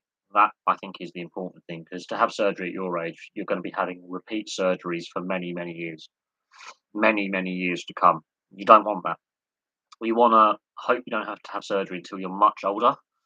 But because you're young, you can also have that recovery, which an older person takes longer to recover from, bumps and scrapes and minor surgery. But if you were to have surgery, that could be curtains as a pitcher or curtains as a baseball player. You might have to change disciplines or whatever. So you do want to avoid that if at all possible. Um, and physiotherapy and rehabilitation, you can avoid the surgery route for a long time. And sometimes you can fully heal and get back up to strength. Um, but watching the Paul Gascoigne documentary yesterday before the live stream in regards to, it's a British made documentary on the BBC. He had, in the 90s, 11 knee surgeries on his right knee. 11. Um, which is ridiculous. 11 knee surgeries. Um, so it becomes, that's where an injury where you've had the surgery can become chronic. But with the improvements in science and medical science, especially in today's game, if he was to have that initial knee surgery, he probably needs half as many or a third as many surgeries. But 11 knee surgeries, that's ridiculous. And that's on top of his mental health and addiction issues and relationship problems and the media and how they used and abused him. And he was an exceptionally vulnerable person. But hopefully you don't require surgery, and if you do, it's not the end of the world. There have been massive improvements in medical procedures and medical science in the last few decades that it may be all good. The NRL needs to bring back the under-20s. I think bring back proper reserve grade as well, because especially with the last 2 years with the disruption to player development, which is going to have an impact on the quality of the product that the NRL puts on the field when they're calling up, reserve, well, what would have been reserve grade players and under 20s and New South Wales and Queensland Cup players who've been developed in the system. We have had obviously that lack of depth development in the sense and lack of game time. Some of these players haven't properly played an undisrupted season for 3 years since 2019. They haven't had a full undisrupted off season or pre-season or a regular season. So we'll see what happens if the NRL decides to go down that route to either merge the under 20s or under 23s or New South Wales Cup and all that, and basically bring back proper reserve grade where you have the first grade team and the reserve grade team. I think that would probably be a better way to go. And I mean, we'll see what happens in regards to that. I hope there's some kind of plan put in place to assist in the junior grades and the reserve and the lower grades player development because of the impacts of the last 2 years. I hope they do seriously consider options available to them, whatever they may be. And of course, in the off season, they were discussing bringing in a draft system. Now, that would have only worked if the Super League had been successful in the mid-90s. I think we're too far down the track with the structures in place where it's clubs with their local talent pool like Penrith would be punished. Whereas West Tigers, for example, perennially missing the finals would benefit from a draft system, ironically.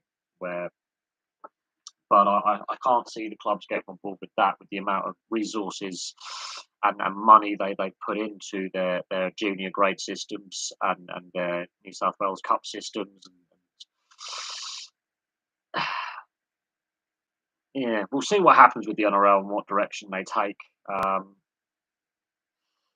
some of the decisions taken about grassroots and I think also bring back City Country. For God's sake, bring it back because that was a brilliant game. I would say, yeah, please bring back City Country. But that was a Todd Greenberg decision back in what was it, 2017 or 2018? They got rid of, I think it was 2017 was the last one. Where they got rid of City Country, which I think is a massive, massive mistake. And should never have been done. Major criticism I have of the Todd Greenberg era when he was NRL CEO. I think that was a massive, massive mistake and needs rectifying. And I would bring in a City Country for Queensland as well, because there's definitely an issue with in Queensland in regards to grassroots talent coming through. Even though they've had this successful state of origin period in our lifetimes, and that record-breaking win streak of series wins. If you look at it right now, they have less player depth than New South Wales, and bringing a City Country mini origin kind of rep football for those up-and-coming players, it was a brilliant thing, and I think the NRL and Todd Greenberg made the wrong decision. Absolutely made the wrong decision. I think it's devalued what we see right now, because that would have been a great way for reserve grade players and those fringe players to experience a rep side team camp. And you can then develop your confidence and then take that on to the NRL and then eventually state of origin at a later date should you develop that pathway. I think that was a massive mistake getting rid of City Country. Massive, massive mistake. And the New South Wales Rugby League agreed with it. They didn't try and fight to keep that game going, which yes, it had lost a little bit of its importance in regards to being a selection for the actual New South Wales Blues side, but it was a brilliant game for those players who hasn't quite made the jump from being NRL and reserve grade regulars to that next level. It was a great learning experience for younger and even veteran players just having a run out because they may have decided I've retired from Origin now. I just want to. It's the rep rounds. Therefore, there's a bye week. I still want to keep match fit. So it was a great product to have, regardless of its importance. And taking it on the road to rural locations up and down New South Wales was brilliant. And I think they need to bring it back. I think Queensland needs a City Country game as well. The Queensland system, they never had one. And I think that decision by Todd Greenberg when he was in charge of the NRL about 5-6 years ago was a massive, massive error of judgment to scrap that rep game. Massive mistake. But it is what it is. Whether Volandis and Abdo revisit City Country and decide to bring it back in some form, obviously is a wait and see and watch this space. I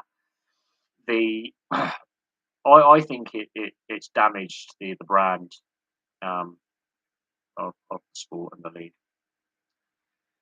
But at this moment, the NRL now has stable leadership in the head office, whereas the AFL, Gil McLaughlin and his succession plan, I'm surprised by the timing of his announcement early on in the season. And there's no clear succession plan to him. And there's some major issues the AFL have to address in the next 9 to 12 months.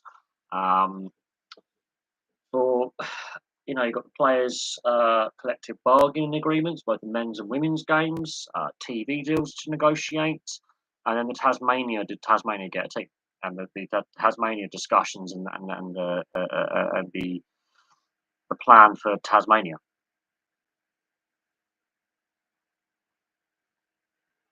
And I think when Gil McLaughlin announced his resignation at the end of the year, when he's standing down, he looked a broken man. He looked exhausted, and I can't blame him for feeling that way after, especially after the last 2 years in the job with COVID, and then how that's had an impact. Um, he looked absolutely physically wiped out. There's no disagreement on that. He looked absolutely shattered, and that's obviously been a massive mental and physical drain on him. I think he is a very good CEO of the AFL. I think he's done a very, very good job considering when he took over. You had the peptide scandal in full swing, and the way that was dealt with. There's been some pros and cons with that, and we can argue about did he deal with it effectively and correctly, and were the sanctions on Essendon, fair and just, and the players fair and just. And then in the second half of his time, obviously the COVID pandemic has um, sprung up, and the one problem is they have no clear plan for who is going to succeed him as CEO of the AFL.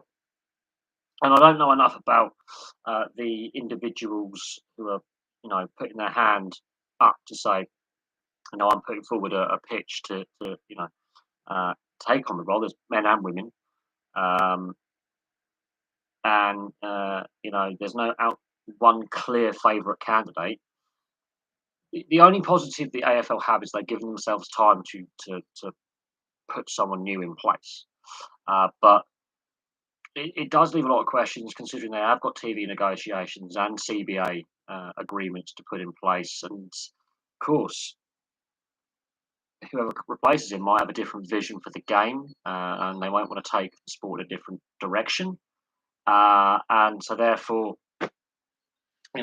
how does that impact the TV negotiations? How does that um, impact the CBA negotiations with the playing group?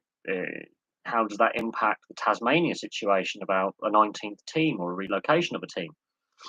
So the timing is a bit odd, and puts a lot of these things into more focus, and there's more pressure now to get these issues resolved adequately. But we'll see what happens with the AFL, and that's going to be very, very interesting.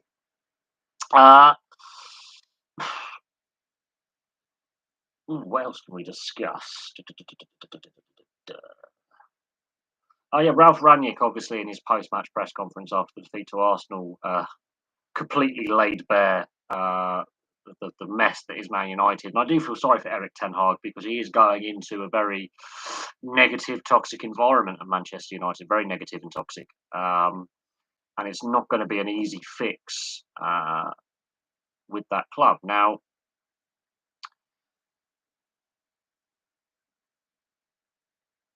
it's going to be interesting to see how the Glaziers respond to Ralph Rangnick's post-match comments, and it's going to be very, very interesting to see what Manchester United do in the off-season in the transfer market with player recruitment, squad overhaul, and investment in the club.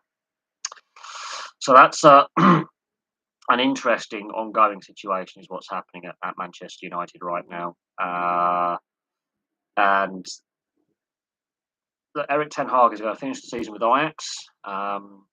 And then as soon as the season's done, he'll be doing his post-season review with Edwin van der Sar as director of football. And then he's going to be packing his bags and coming over to Greater Manchester, to the Salford area. And then he's going to be getting involved with the day-to-day running of the football club. And it's going to be very interesting to see what his early decisions are and the structures he puts in place and the players he wants to get rid, the players he wants to bring in, and the structural changes that he wants to see take place. And it's going to be interesting to see whether the owners, in this case the Glazer family, how they go about implementing the changes that are required, because the structures they put in place since 2004 have led to this point.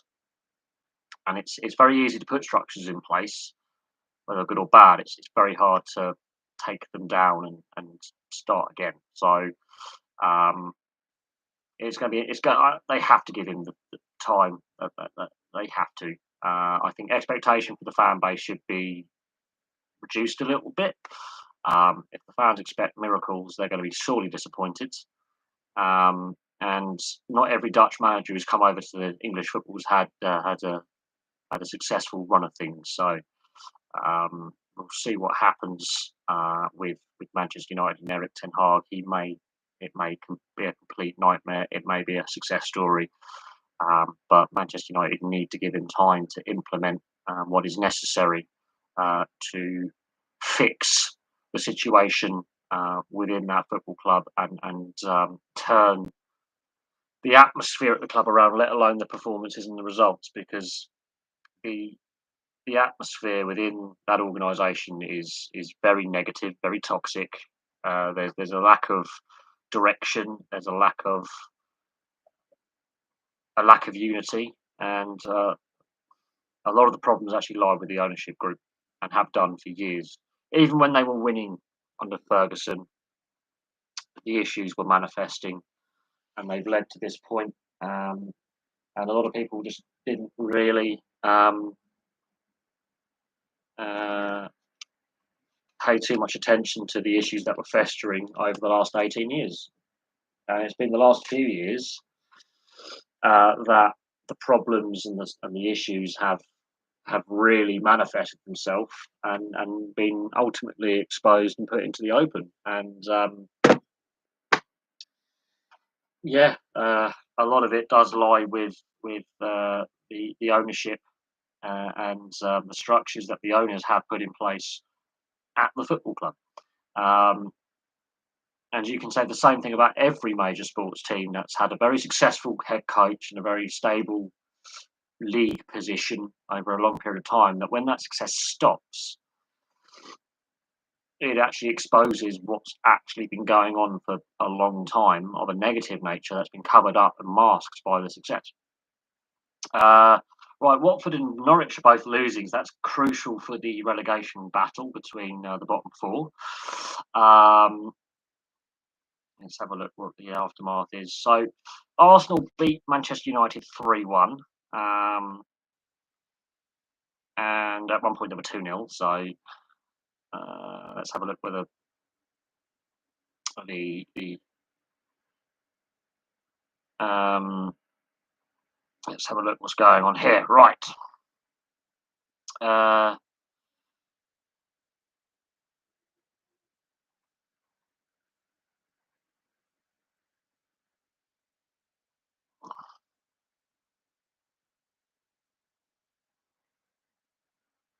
Yeah, a lot of negative comments about Bruno Fernandes's attitude and his petulance, which is not obviously helped. Right. Arsenal obviously beat Man United 3-1. Leicester Villa is 0-0. That's a heated derby match. Man City are beating Watford 3-1, and Norwich are losing 2-0 at home to Newcastle. And Brentford play Tottenham at 5:30 my time, so they kick off in about an hour and a half's time. The table as it currently stands: Norwich are bottom with 21 points from 33 games. Watford are second bottom with 22 points from 33 games. I think those two are definitely relegated. I can't see how Norwich and Watford can bridge the gap to Everton, and especially when you're 11 points behind Leeds, who are fifth bottom. I can't see them catching them. Burnley are third bottom with a game in hand over the bottom two with 28 points. That is crucial. Everton have 2 games in hand with 29 points, with 31 games played. That could actually ultimately prove crucial, those games in hand. Leeds played 32 games. They have 33 points. Villa have played 32 games. As things currently stand, it's 0-0 with Leicester. They have currently got 37 points. Palace have got 37 points. Southampton have got 39. Brentford have 39. Brighton and Leicester, with Newcastle winning at the moment, will actually slip down the table. Brighton would have 40 points. Leicester have got 42 points as things stand, because it's 0-0 with Villa. Newcastle, because they're winning currently, got 43 points, so they would jump up to 9th. The top 8 are Wolves with 49, West Ham with 52 in 7th. Manchester United have slipped to 6th with 54. Tottenham have got 2 games in hand on Man United, which is crucial for the European race, and a game in hand over Arsenal, and a better goal difference over Arsenal with 57 points, 5th. Arsenal have got 60 points. They're 2 points behind Chelsea, but Chelsea have 2 games in hand. They have 62 points, and there's a massive gap to Liverpool, who've got 76 points. And Man City are top with 80 points, although Liverpool do have a game in hand. That's the Premier League. I can see Watford and Norwich are relegated already. I can't see, well, they're not officially relegated, but I can't see them bridging that gap. Burnley, Everton, it's all about the games in hand, really. And Leeds have got that little cushion over Everton, and there's a gap to Villa and the rest. So Leeds have got a worse goal difference than Everton and Burnley, which again could prove crucial. And Everton do have a game in hand on Burnley below them and Leeds above them. But I do think with their away form being as it is, and Burnley really, snapping at their heels, they are the club, I think, under real pressure. Their goal difference is worse than Burnley's, which is interesting. So that's getting very tight at the bottom of the Premier League. Let's have a look. Let's have a look at the Championship. So Barnsley and Derby have been relegated so far. They officially cannot get out of the bottom 3. Barnsley got 30 points with a game in hand over Derby, ironically. Derby got 31 points. Peterborough and Reading, I think that's where the final relegation place is coming from in the Championship. Peterborough got 34 points from 44 games. Reading have got 41 points from 44 games. But Peterborough's goal difference is horrific. Their head-to-head isn't as good either. Reading have won more games, although with a points deduction. Then there's a gap to Birmingham and Cardiff and the rest of the league. At the top end, Fulham have already been promoted. Bournemouth are close to clinching promotion, and they've also got games in hand over the teams around them. There's just a 9-point gap between first and second. And in theory, Bournemouth can actually still win the Championship outright, although highly unlikely. Fulham would have to stop playing, basically. This is where it gets interesting with the playoff places. So Huddersfield are third with 76 points, could still realistically possibly get automatic promotion, although they played 2 more games than teams around them. Nottingham Forest are now 4th with 73 points. Luton are 5th with 72. Sheffield United are 6th with 69. Then there's a gap to Millwall with 65, Middlesbrough with 64. Blackburn have slipped. Well, we've gone from 2nd to 9th in the space of 2 months. We've got 63 points. QPR have slipped back to 63 points as well. Then it's Coventry also on 63 points. So the hunt for that playoff spot is there's still a fair few clubs who can still make playoffs. Stoke, West Brom, and Swansea have all 61 and 60 points. Then there's Preston, Blackpool, Bristol City, Hull, and then the drop off is significant. There's some lower mid-table teams that are not going to make playoffs, not going to get relegated. So they're just playing out the season. And then it is different between Reading and Peterborough for that third relegation spot. Very, very interesting there. And what is damning for Barnsley is they were given a 21-point head start by Derby with the points deductions, and now they're a point below them. So Barnsley, that is just a shocking season. They've only won 6 league games all season. Their goal difference, though, isn't the worst. Peterborough got the worst goal difference, is why Peterborough are struggling. Minus 46 differential. They've conceded 46 more goals than they've scored, and they have only got 8 wins. So if Derby didn't have that points deduction, and Reading didn't have that points deduction, it would be Birmingham in the bottom 3. But the gap between Birmingham and Peterborough is massive. So if you didn't have those points deductions for Derby and Reading, Peterborough would have already been relegated by now.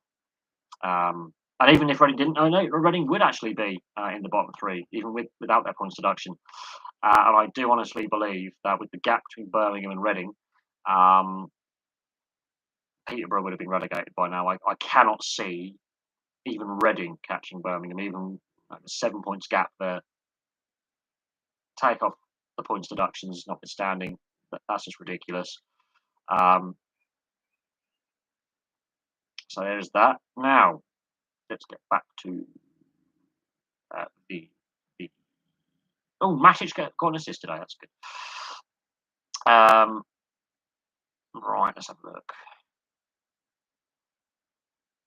Birmingham's that's women's football. Rangers won at Motherwell with 10 men. What else we got? Yeah, so let's go back to the Crawley situation with John Yems being suspended for those who've just joined. League Two side Crawley Town have suspended manager John Yems over serious and credible accusations that he used discriminatory language and behaviour towards his players. That could be anywhere from racism, homophobia, just to general bullying.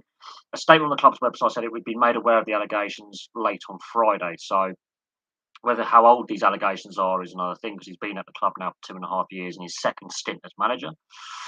We take the allegations seriously and effective immediately. We've suspended him indefinitely. Whether he actually manages another game is another thing, and how that impacts the players on the pitch, as they are 12. It's understood the Football Association has been made aware of the allegations and is investigating. The manager spoke to local radio earlier today. So it was the first he's heard of the allegations, and he has not been contacted directly by the club. So indirectly, he's had contact, but not directly. He's not currently in a position to comment, because if he is to comment, then he's in further trouble. But he hopes to release a statement early next week. They're currently 12th in League Two and are playing Mansfield today, etc., etc. Let's have a look at the table in League Two. So in League Two, it's hotting up at the top. At the bottom, Scunthorpe have already been relegated. They've got 25 points, minus 54 goals differential. That's not healthy. You will not be competing for promotion with that.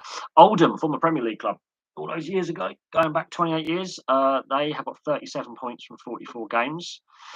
And there is a 5-point gap to Barrow, who are above them, who've got a game in hand with 42 points. Stevenage have got 44 points with a game in hand over Oldham, so Oldham are in trouble.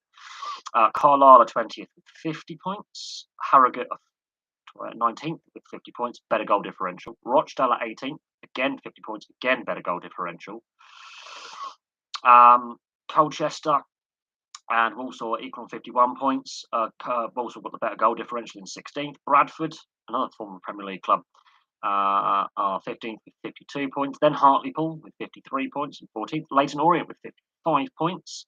Then there's Crawley, the team of the moment, on 12th with 60 points. Gap to Newport with 66. Swindon, another former Premier League club, with 68 points in 10th.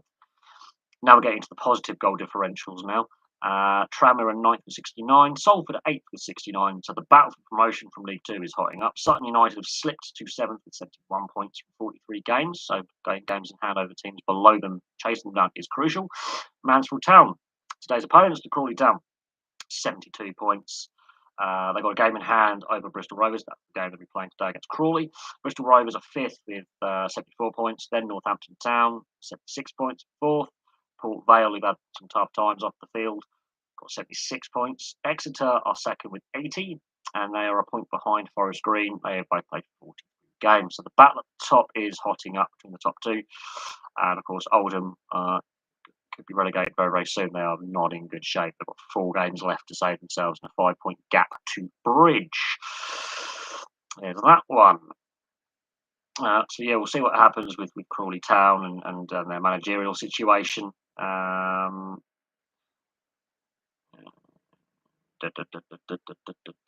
a Gascoigne documentary. Bristol Bears beat Gloucester in the Rugby Union Premiership. Women's Six Nations, Wales been battered by France. And got the Gaelic Amateur Association, Gaelic Football. Cavan have beaten Ulster. The Ulster Conference win over 40-man Antrim. What else we got? Not a lot really in major sports news. There's just a lot of regular seasons coming to an end and important matches being played in a lot of sports. The Dragons are playing the Scarlets in the live at the moment, and in women's football, Birmingham City won. And nothing majorly interesting happening there. Of course, we've got the Fury White fight tonight. I might be watching. Whoever wins, I think, is one of the best heavyweights in the world. There you go. And of course, tomorrow the British Touring Cars kicks off, and their qualifying session is already actually underway, and I'm missing it, but it is what it is. Qualified. Don't mind missing qualifying.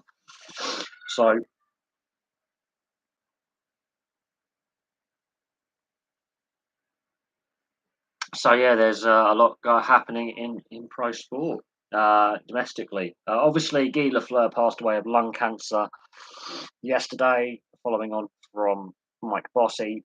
who passed away of cancer as well earlier in the week. Two very high-profile Canadian NHL players uh, in the 70s and 80s, brilliant players, some of the best pure goal scorers the game has ever seen. Imagine if they are playing in today's game. I think Alexander Ovechkin would have some stiffer competition to scoring title than he's had in recent seasons. And of course, Ovechkin has scored 50 goals in 9 straight seasons. So that's ridiculous, or 9 times or something. So there's some records being broken in the NHL. The Florida Panthers have scored the most regular seasons goals and continue adding to that. So they keep adding to that record and breaking that record every time they score.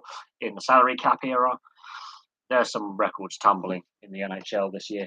And people say the product is not, it's been watered down with expansion. I've got to ask the question how the Seattle Kraken did in their first season. I think the Vegas Golden Knights' first couple of seasons really raised the expectation level too high. And I think the Kraken have done all right. If you compare them to previous expansion franchises in the history of the game since 1991-92, they're about average, what you would expect of an expansion team. And I think a lot of GMs were wary of the Kraken and how Vegas put their team together. I think the Seattle Kraken going forward have a good basis to actually build a good team. So that's why I got asked last night how I think the Seattle Kraken did. I think they had a pretty solid first season. It wasn't terrible. It wasn't outstanding. I think a change in the coaching setup might be all that is required to actually improve the performances. But overall, I think they had a solid first season with the players they selected, the players they traded for. I think they did right. Do I think national rivalries are more fierce or rivalries between league setups? Ooh, that's a big one. That is a good question. Do I think a national rivalry? It depends on the sport, and it also depends on how the media build up and fuel said rivalry. I mean, look, it depends on the nations involved. It does depend on the sport.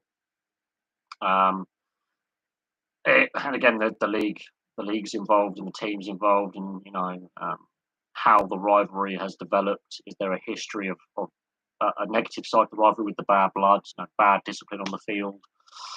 Is it a respectful rivalry where the players involved away from the sport are generally pretty friendly with each other? That's a very good question. Again, it depends on the countries involved and depends on the sport. Some international rivalries are more heated than others, and some club rivalries or league rivalries are more heated than others. So it really does depend on a lot of reasons, but I think they're about equal. I generally think sporting rivalries internationally or league based is about even. But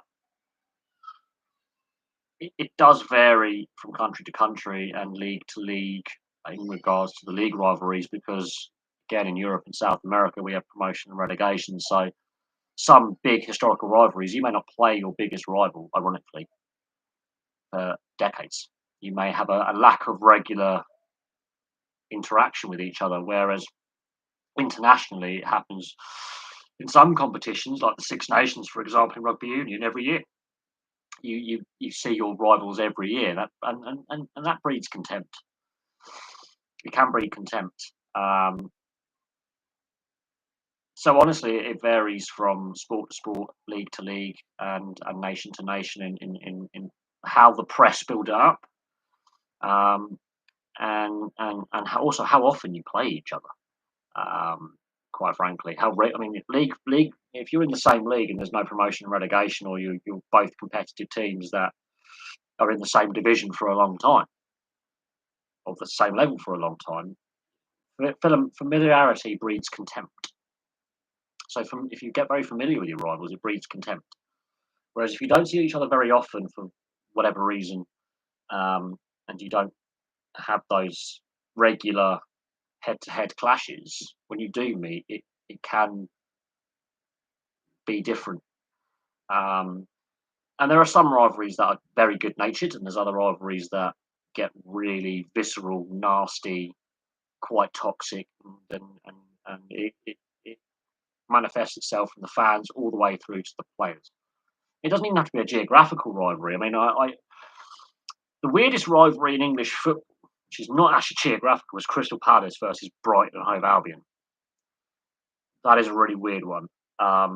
Historically, for some reason, they hate each other.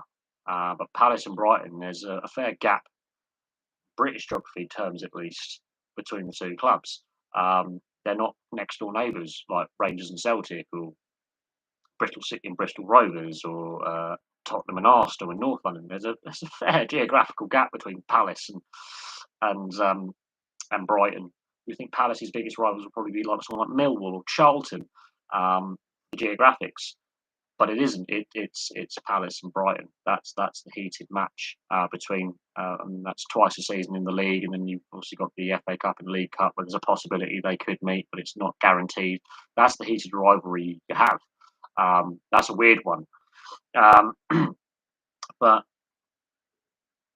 North American sports, rivalries tend to develop because of divisional or conference matchups, playoff history. There's a playoff final or a conference final, or division final.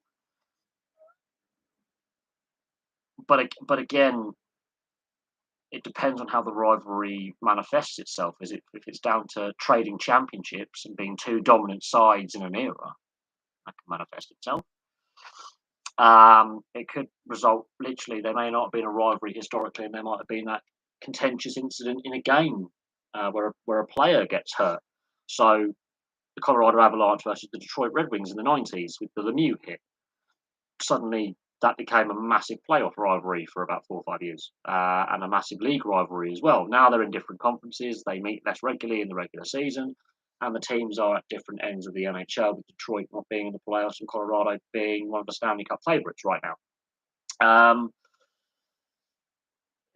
As I say, who do you think are the Jets' biggest rival? Well, Central Division is just anal, and we're the only Canadian team in the Central, so I think the entire Central Division would be the biggest rivalry we have. Although you could argue we swept the Oilers and then got swept by the Canadians, so we in a Canadian sense, that would build that little bit of rivalry. Recent playoff series, you could argue we've got a bit of a rivalry against the Minnesota Wilds. You could argue we developed a bit of a rivalry with Anaheim, Nashville. That was a good series against Nashville in 7 back in 2018. The problem is, I think the funny one would be with the Arizona Coyotes, because they are the original Jets, so there's that little bit of familiarity and a little bit of friendliness, I suppose. So I suppose that's a friendly rivalry. The issue is when you are geographically isolated in the division you play, and you haven't had a lot of playoff appearances, which is what builds the rivalries in the North American sports. And we've had a lack of playoff series appearances. I mean, we've had our most successful period since 2015, and we've been in and around the playoff conversation from 2015 till now, either just narrowly missing out, wild card, being at top division, and in a very competitive division where it's difficult to predict from one season to the next who is going to be the top team or the playoff teams from the Central, where it's a lottery completely. And now we've got 8 teams in the division, which completely changes the dynamic of the Central. I would argue that because it's such a tough division to get out of, and in recent seasons, I think our biggest rivals, both in the regular season and in the playoffs, has been Nashville and now Minnesota and St. Louis. In recent seasons, I would argue that sort of fermented a small rivalry, but obviously last year with an all-Canadian division, that again bred contempt. So the Calgary and Edmonton, and The other way around Vancouver would be the Western Canadian teams that were more likely to meet the regular season and playoffs. Um, uh, it's a difficult one. Do you like the Penguins? I can't stand them. They go, I don't care who to support. I'm going to support the best team in America. The thing is, some brilliant players that I do like have actually played for the Penguins, like Jaromir Jagr. So, and I'm a massive Jagr fan. I've got a Jagr jersey in my wardrobe, in my closet. Behind me, I've got my Jagr jersey. I should be wearing that, really. I would say it's frustrating. I think one of the big reasons why they're so disliked is how they got Malkin and Crosby during the lockout period of 2004, 2005. But they would have most likely got Crosby had the regular season been played. The team was really bad at that point. They also got Marc-Andre Fleury. They got very lucky in some of their draft picks in the mid 2000s, which has ultimately led to where the team are now. And people go, Sidney Crosby, he complains a lot. He does embellish a lot. Imagine if he had not had the concussion and other injury problems he's had throughout his career, how dominant he would have been. Just dropping that little mic drop in there. But at the same time, while I'm not a fan of the Penguins per se, some of my favourite players have played for them, like the flowering Marc-Andre Fleury and Jaromir Jagr have played for them. And I can dislike a team but like the players on it. And Mario Lemieux is not everyone's favourite player, but imagine if Mario Lemieux did not have his cancer problems and his back and knee issues. Imagine how good he would have been if he was fully healthy his entire career. That's just generally terrifying. But they've got a very marketable brand. That's what it is about North American sports. Is they market themselves very, very well, and they've got some superstar players. And as I say, some of my favourite players. Even I like Phil the Thrill Kessel with his hot dog meat. I'm a big fan of Phil Kessel. I'm a big fan of Fleury. I'm a big fan of Jagr, past and current players who've retired or active in the game. And I can't hate the Penguins. They're not my favourite team, but at the same time, they with less financial stability until recently with the Fenway Sports Group and all the issues they've had off the ice, behind the scenes, throughout their existence from day one. The fact they won 5 Stanley Cups with all the uncertainty off the ice over the years and before the salary cap era, far smaller budget they had to operate on. If they failed to make the playoffs, they lost money. Whereas if the Toronto Maple Leafs in the past failed to make the playoffs, they were still profitable. So they've had that uncertainty financially. They've had an arena uncertainty 20 years ago. They're in the same position as the Coyotes were 20 years ago. Yeah. And there were concerns the team might have to be relocated. The same debate's been had by the Coyotes right now. The debate we had about Florida and the Panthers and the Hurricanes 5-6 years ago moved the team. They suck. They're now championship contenders, and that's disappeared because suddenly the team is improving on the ice as well as off it. And Arizona have had a few playoff appearances in recent years, and it's only because of their arena issues, again, which are apparent, and to do with previous ownership, that have led to the situation they're in.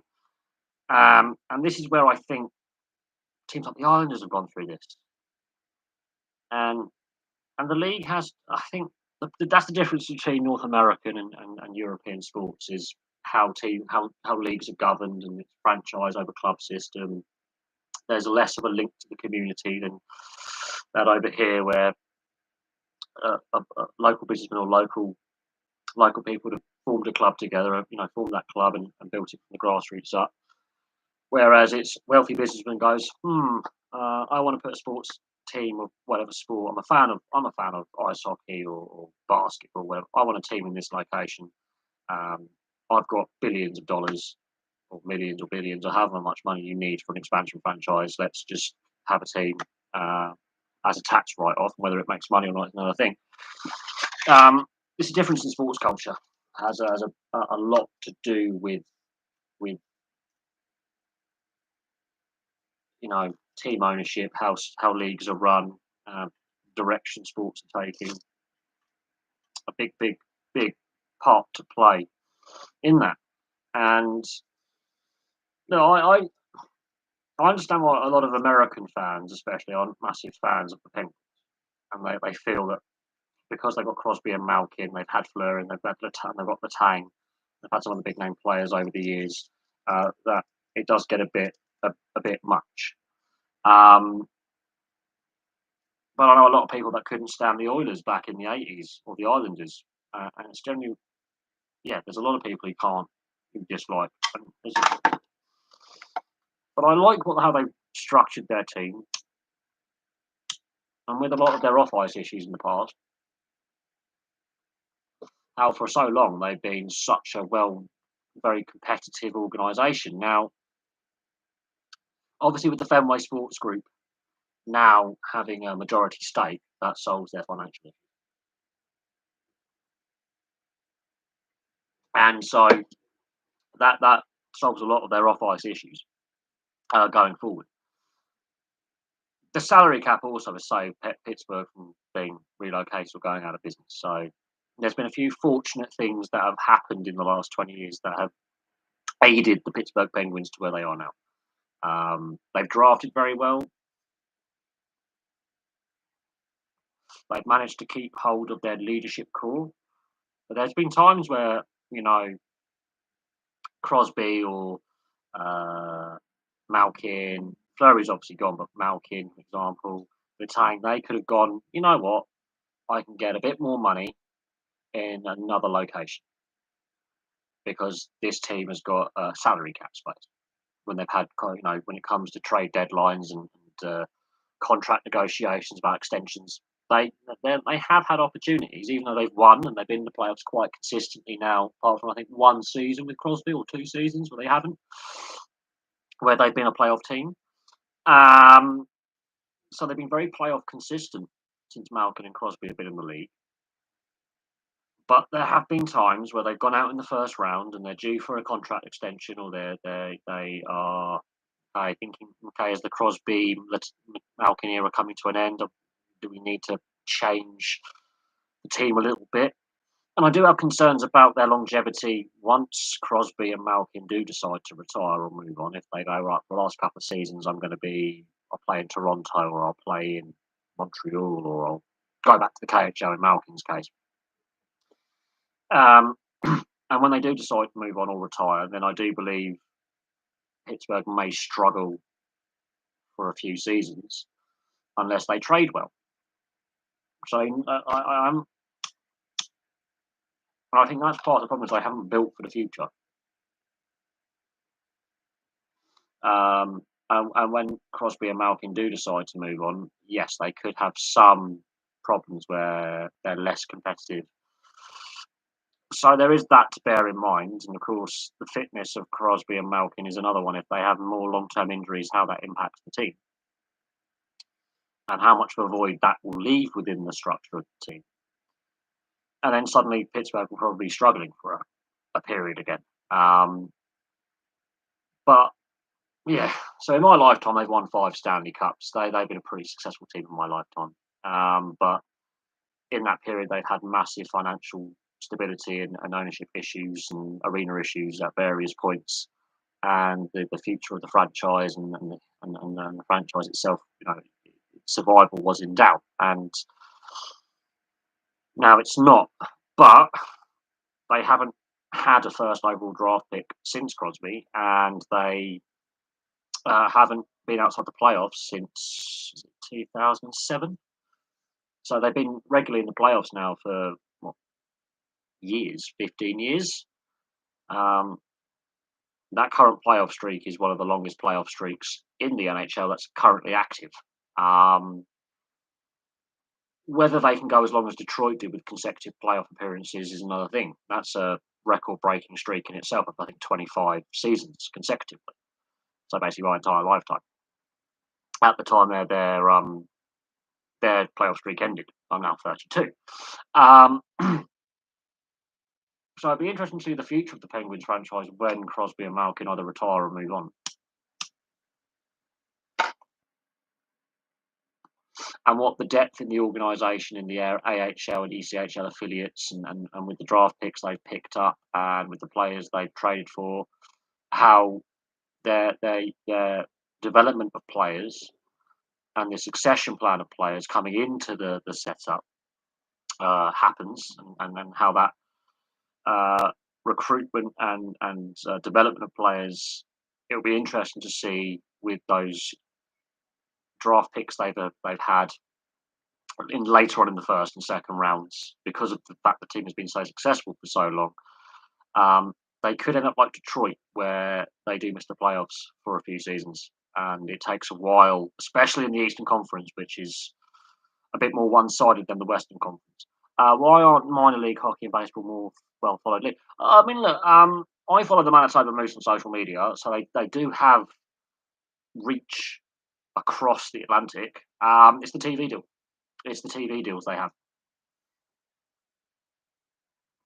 That's part of the problem. It's the TV deals. Outside of the NCAA system, and the NCAA TV deal is massive with ESPN in the US. Over here in the Atlantic, I have seen a lot of AHL and ECHL jerseys, and I've also even seen SPHL jerseys over here. So we do have a massive expat community over in Europe, especially to do with US and Canadian servicemen being based in Germany and in Western Europe as part of NATO since 1945. And we've had a lot of minor league players who have played over in Europe at various points. And obviously, ice hockey as a sport, continent wide, is the second most popular sport over in Europe. Here, it's the fifth most popular sport for viewership and going to games. I think it ranks lower here, but across Europe, it's the second most popular team sport for viewership and average crowd numbers and such.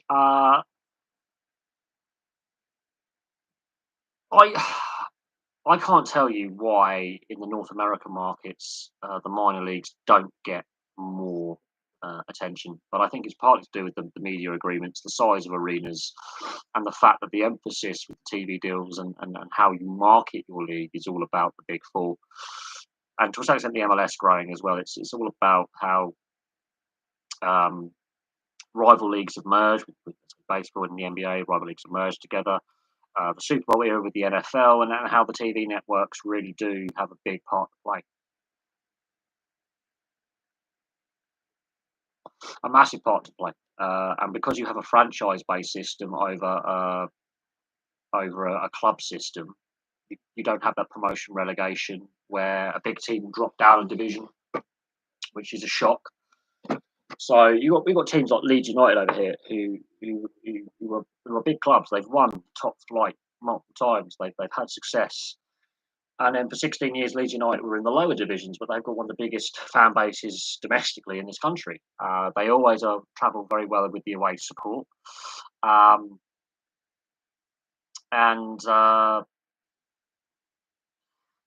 so that's the difference. Is we have some really big sports clubs that have played at the top flight that have ended up in lower levels because we have a promotion relegation system, whereas obviously in North America you have the franchise-based system, and it's a different way of sports governance and culture. That's probably another reason why the minor leagues don't get the same coverage. Although with the social media generation, and when you have, the drafts, every off season. So in this case, the NHL draft is what, not that far away. And with the growth of the NHL, for example, in the US with the NCAA and their minor league system, when a big name draft pick, spends a lot of time in the AHL, for example, suddenly there is media attention on how that player is doing. And of course, we've got Liam Kirk, who's been drafted by Arizona, and he plays in the Tucson Roadrunners. And that has created a lot of interest, both domestically in the US and overseas. It's social media has helped with it definitely growing the interest. And there's been some amazing stories, like the longest ever playoff game, the longest ever hockey game. I think it went to like what, 6 or 7 overtimes or something a couple of seasons ago, and I think it did involve the Phantoms, who are obviously the Flyers AHL to be involved them, and it went to like the longest ever professional hockey game in history for the amount of overtimes because it was a playoff game. So you do get stories like that, and when you have draft prospects, especially over here in Europe, and they're linked with entering the draft and coming over as free agents if they're older players. It does create that interest. The problem is, it's again to do with the networks. There's more emphasis on the Stanley Cup and the World Championships, which take place next month. Um, Although some big name Canadian US players could be going to the World Championships because their teams have missed the playoffs. So Connor Hellebuck, for example, will most likely be the US national goalie. Kyle Connor's probably going to be going for the US team. Mark Scheifele will probably go for the Canadian team, for example. These are Jets players. But then you've got some big name players playing in teams that haven't made the playoffs. Like the Montreal Canadiens, there's some talent there. Poor season, but there's some talent there, and there's players that are going to be available. Um, uh, it feels like the minors in hockey and baseball get looked down upon for some reason, but college football is hailed by some as the best product. It's because the NFL doesn't really have a minor league affiliate system. So it's college or bust for players. Or if they're lucky enough to get to the CFL for a bit, they might get the attention of NFL teams. Again, it's to do with the TV deals that the NCAA have signed with like things like ESPN and Fox, which is now Bailey Sports. It's to do with the TV that the networks have picked up on college football, and the fan attendance at college games is ridiculous because college isn't going to shut down their program. The college isn't going to relocate, for example. So Michigan State is going to be Michigan State. Florida State is going to be Florida State. That institution is going to be there forever, pretty much, and therefore the local community and of course the alumni who are ex students will go to games, and it's probably cheaper to go to a college football game than an NFL game. So if you are of a working class background and you live in that area, it's more affordable. And again, it's the TV deal, and ESPN reaches a wider number of households than Bailey Sports or NBC or CBC or the more regional broadcasters like Root Sports and TNT and ESPN will probably reach a wider audience. And obviously, the way the NFL is nationwide rather than the NHL traditionally being in like the northeast and border corridors of the US, it's got already got that advantage of being played. Every state has a collegiate system in the NCAA with a football program, whereas not every state has an ice hockey program in the NCAA. So again, it's the TV deal, it's the reach, the culture as well. The non-traditional locations, it's harder to sell an expansion team in Arizona, for example, or Florida, because it's more traditional to have American football there. Baseball, it's just cultural, I think. Whereas over here, yes, the lower leagues do get a lot of attention because there's some big clubs that at various points in their history have been top flight level, and we have promotion relegation. And whereas North America has a franchise system, and therefore there's less community link. Where if back in the day, if the team was crap or the owner wasn't making a lot of money, they moved the team. Yes, happy St George's Day. Not that I'm feeling very happy in St Georgie. I'm just feeling meh. But yeah, happy St George's Day, everyone. But that's my answer to why I think the minor leagues in certain major league sports aren't getting the attention. But again, the interest from the North American fan base for, let's say, European football, especially Premier League, for some reason, is obscene. And over here, we've changed kickoff times for TV to suit the US market, which is again frustrated fans for quite some time now. But you've got US ownership of football clubs. You've got major US companies sponsoring football clubs over here, uh, and the corporate deals. And major US companies sponsor the FIFA World Cup, for example. So Coca-Cola, big sponsors.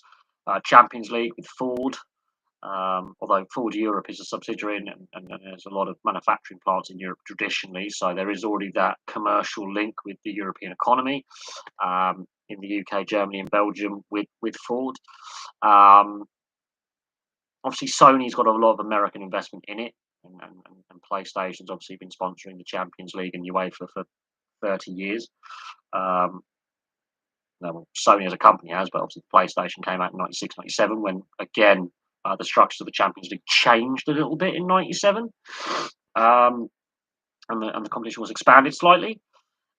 So North American companies, or companies with a large amount of North American investment, have been sponsoring competitions and clubs for a very, very long time on this side of the Atlantic. Uh, there's not a lot of European companies.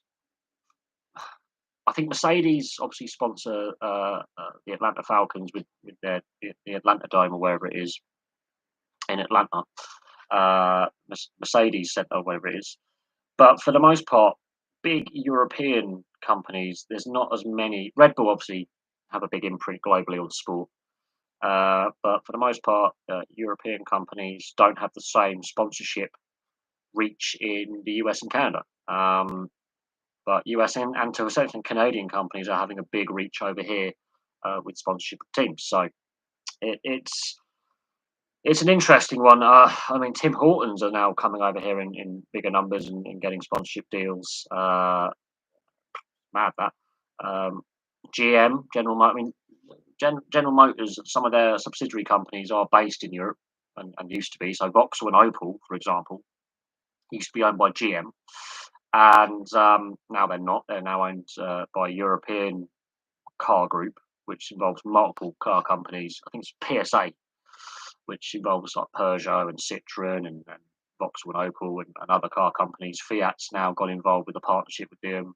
They obviously own Chrysler and New Holland, but New Holland's an American um, agricultural manufacturer of tractors and heavy machinery, were bought by Fiat as part of the Chrysler group, which used to be owned by Mercedes, ironically, Daimler Benz. But yeah, there's when it comes to sports sponsorship, apart from Red Bull, and there's another major European company that's sponsoring in the US right now. Red Bull's one big and Mercedes are sponsoring teams in the US, but most of the sponsorship, when it's transcontinental, is more of American companies sponsoring leagues and teams over here. Coca-Cola famously sponsored the Football League over here for a while. Then GM Chevrolet has sponsored Manchester United at points. You've had Ford has sponsored teams and leagues, like Champions League. You've had, oh god, HP has sponsored Tottenham in the past. My mum used to work for HP as well. We used to get free tickets, and I don't like Tottenham. It's true that. Like Compaq sponsored teams. Lots of American companies have had sponsorship over here in Europe for leagues and competitions, and not so many British or European companies have the same amount of outreach in America for sponsorship deals. Although it's starting to change. That is starting to change, I will admit. But it's just how it is. Most of it's just odd. It really is. But what it is, eh? It is what it is. But there has been a shift in team sponsorship. There's a lot of money from the Gulf states like Qatar Airways, Emirates, um, uh, you know, uh, and some of the big airlines. Etihad Airways. So there's a big. The Gulf states are now starting to sponsor a lot of teams with their companies they have, especially airlines and banks. We've seen a lot of start-up tech firms have sponsored teams in the past. Car companies, big one. Alcohol companies is another big one. Tire companies. Pirelli had the one of the longest, the most classic sponsorships in Italian football with Inter Milan for years. It was synonymous with Inter Milan. But it, it, there's starting to be a shift with sponsorship. Starting to be a shift.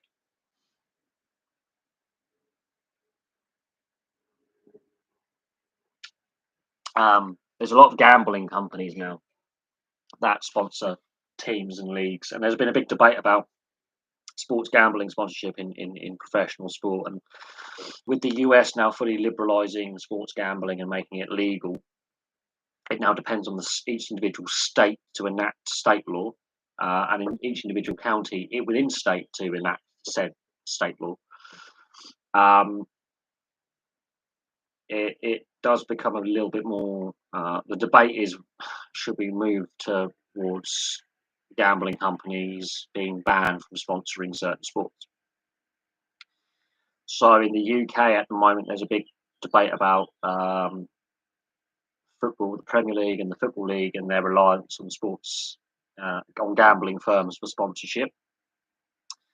There's a debate in rugby league as well about said again gambling sponsorship, and even snooker.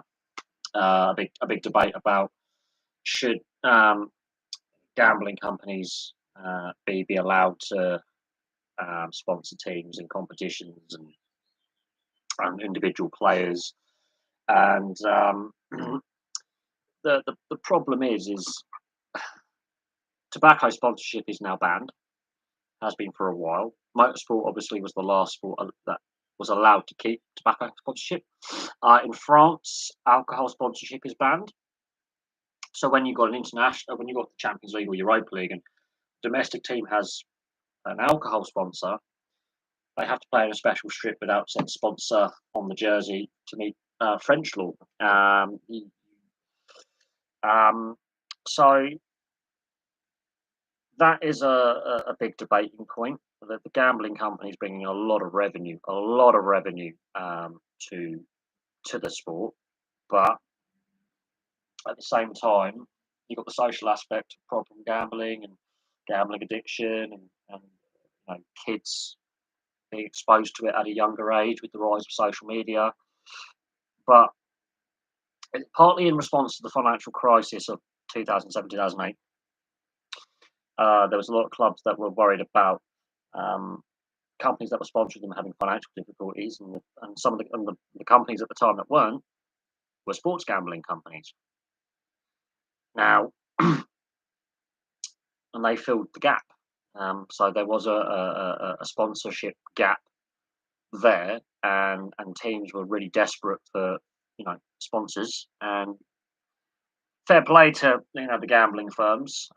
They filled the sponsorship gap, and they plugged that gap. And without them, yes, at the time, a lot of clubs would have gone out of business, and a lot of leagues would have been in real financial crisis. But that's the negative impact of that trend in sponsorship. But 10, 20 years before, tobacco sponsorship was there. That got taken away. So then the alcohol sponsors came along, and now they're less popular. Now it's the gambling sponsors that have filled the gap. And so therefore, and all the energy drinks, whatever it may be. Now, obviously, sponsorship arrangements only last for the length of said contract, and quite regularly teams will have a new shirt sponsor every couple of seasons. The longest, sponsorship arrangements were Pirelli with Inter Milan and Carlsberg with Liverpool were synonymous with those football clubs because they were with them for a long time. O2 with English Rugby Union on the national side. O2 have been a sponsor for a very long time, previously British Cellnet. which is the same company, just rebranded, a change of name. That's been a sponsorship arrangement for 20 odd years, and it's been a very successful partnership. Um, Ireland had O2 sponsorship for a while, subsidiary. Ireland is a separate country, but the O2 company name and brand sponsored them, and now it's Vodafone. Um, so, mobile phone and internet provider BT are now sponsoring the Scotland national rugby union side, and have done for several seasons. So there's some long-term sponsorships that are in place, that are quite synonymous and quite famous, with the teams they sponsor. AIG, which is an investment bank, currently sponsors the All Blacks and the Black Ferns, the New Zealand Rugby Union Test sides for both men and women. And that's the only sponsor they've ever really had, apart from Adidas with their kits.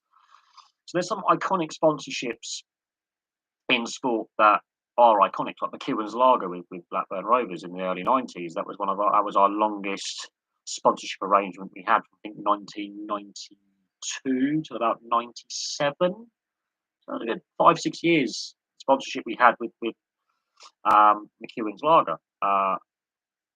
Very famous sponsorship arrangement. So there are certain, and I understand when it comes to North American sports fans, their lack of comfort with having sponsors all over jerseys. As European sports fans, we've been used to it for 30 years. We've just become so used to the fact that we require sponsorship for financial reasons because we have a finite amount of cash. We've become very used to it in Europe and Australia and South America as sports fans. The US Canadian market are less comfortable with sponsors being on jerseys and on equipment. So part of the response to the pandemic was we're putting sponsors on. The NBA led the way before the pandemic with sponsorship, and MLS notwithstanding, because MLS and Major League Rugby, far less money, more reliant on sponsorship. But the big four leagues, there was a lot of resistance, and the pandemic sped up the process of putting sponsors on jerseys and on equipment. And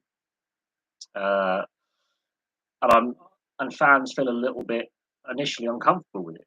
And that's fair play. I mean, look, you're just 30 years behind the rest of the world when it comes to sponsorship on sports, on team jerseys. And it's a different sporting culture. But when you see the press conferences, you'll see all the sponsors behind the general manager or the players or the coach, with the team sponsors behind, the corporate sponsors, but you don't see them on the jerseys. Now you're seeing them on the jerseys, on the NFL helmets, the NHL helmets, on the sleeves. And I can understand the resistance to change. I can understand it.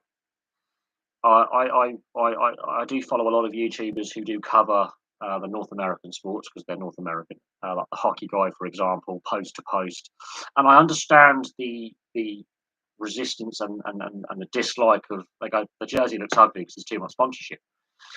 But on post to post, they do discuss guy's dad. They spend a lot of time in Europe, and he goes, well, it's culture over there. It's a different sporting culture. It's been this way for 30, 35 years. The fans are used to it.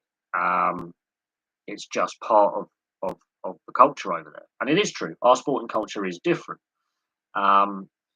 And some of our most iconic jerseys are the ones with sponsors on, from the 80s, 90s, and 2000s. Some of our most iconic jerseys are old jerseys where you can see the era, you can know the era because of the sponsor. So JVC for Arsenal, for example, was the 90s before Arsene Wenger. O2 is the Invincibles. Sharp was the sponsor of Note tech firm, technology firm that does cash registers and computers, and used to do TVs and mobile phones for a while. They sponsor Manchester United, their treble winning team of 1999. Then you've got Autoglass is very famous with Chelsea. Very famous with Chelsea. But in the pre-Abramovich era, as a car windshield manufacturer who do car windshield repairs. When they scored with Di Matteo's goal against Middlesbrough in the FA Cup. BT Selnut was very, very famous for Middlesbrough when they signed Juninho and Ravanelli in the 90s. So there are certain classic jerseys from the past where you can tell the era that was, you know, you can actually tell the era of the 90s or the 2000s, a successful era for a club by the sponsorship. It's weird that. Um, as I say, the McEwen's Lager sponsorship with Blackburn, and then later on, after McEwen's Lager, we had the um, Time, which was a small PC manufacturer that went out of business not long after, but we had the Time sponsorship. Lennon Nimoy was the voice of the advert. Um, Aston Villa had MG Rover, which obviously went bust, and MG cars are now back with foreign money, but there was that. Dagenham Motors for West Ham, which was the UK derivative of Ford, the factory and the car showroom group in the southeast of England. There are some Crown paints with Liverpool and Candy, the washing machine manufacturer, um, back in the 80s. Um, as I say, Pirelli with Inter Milan, some really iconic jerseys. Um, really iconic. Beko, a washing machine manufacturer um, in Mediterranean Europe for Real Madrid in 2001 with Zidane. Was it 2001, 2002? Zidane's goal against Bayer Leverkusen Champions League final. Gazprom was in at St. Petersburg when they won the Europa League in 2008 with Andrei Arshavin as part of that team. There's some iconic, absolutely iconic jerseys with iconic sponsorships. And Wolfsburg with the Volkswagen, they're always going to be sponsored by Volkswagen because that's where the main factory is. And the club was set up to entertain Volkswagen workers in the 30s. There are some really iconic sponsorship agreements with teams. And then over in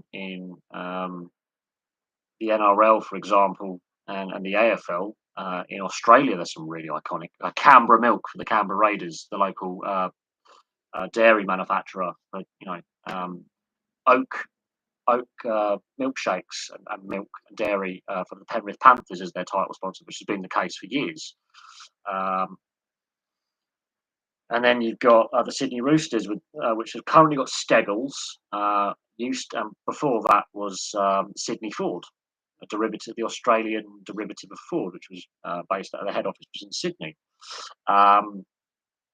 So yeah, as I say, some really iconic sponsorship of jerseys.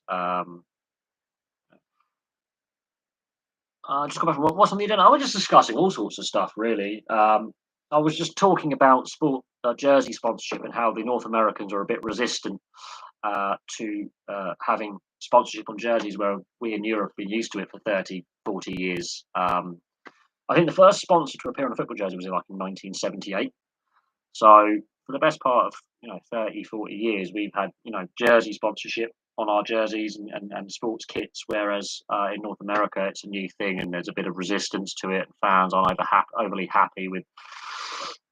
It's surprising, isn't it? The most capitalist country in the world, the fans don't want company logos on their sports kits, whereas we over in Europe, have a social welfare state and more, mixed economies with state and private companies running, services and utilities, and we're happy with sponsorship on jerseys. Weird, or we're less resistant to sponsorship on jerseys, but in North America they don't like it. Weird. It's resistance to change. It's a known phenomenon. The resistance to change. So I was just discussing that and some of the iconic jerseys of the past with the sponsorship logos, and you can just tell what era and what decades the team were playing in those colours and with those sponsors. Like everyone remembers the 90s and 2000s with Inter Milan with Pirelli. Everyone remembers it. Liverpool with Carlsberg, Man United with the Sharp Viacom. West Ham fans remember the Dagenham Motors logo, sponsor. Blackburn with McEwen's Lager. Rangers and Celtic with the NTL sponsorship and McEwen's Lager and some of the really iconic jerseys of the 80s, 90s, and 2000s with the Arsenal Invincibles with the O2 logo, and before that JBC under George Graham. Before the Wenger era, Chelsea with the Autoglass sponsorship. Yeah, I mean, look, it's just really surprising, but traditionally, until the last couple of years, the NBA led the way on this. So I'm excluding the MLS and Major League Rugby from the debate because they have far less money and they've been more open to having sponsors on jerseys. But it was the NBA that came along first. The other leagues have followed, and part of the reason for that is the response to the pandemic. Leagues need to recoup revenue losses, and that's part of the response. But yeah, some of those iconic jerseys, like the JCT 600 logo on the Bradford Bulls in the late 90s, early 2000s, iconic jersey. Um, the Leeds Building Society for the Leeds Rhinos, for example. Strongbow for Leeds United in the late 90s, early 2000s. Southampton with Sanderson. And then there's some leagues that just go ham, like Japan, Korea, and South. Oh God, look. Again, some leagues it's just logos all over the place, and again it's to do with the value of the individual league team without said sponsorship. And Japan, especially, there's a lot of corporate involvement with team ownership, so it's more culturally acceptable in certain countries, and it's more accepted, and some countries are more forward thinking in how they brand themselves and the sponsorship laws. But as I said, look, we've had the ban on tobacco sponsorship. We've had in France they've got the ban on alcohol sponsorship. So there is it is what it is. The Major League Baseball have just come out with their first mock jersey with an ad on it, and it looks so out of place. Here's the thing: it will take a while to get used to, but when you look at classic footage of rugby league and European football in the 70s, the first sponsorship appears in the jersey, I think in 19, was it 19? I think it was 1978. You look at classic footage of the mid 70s, you can see the lack of sponsors. And then you get to the 80s and it's a single sponsor kit. The club crest is there, sponsor is here.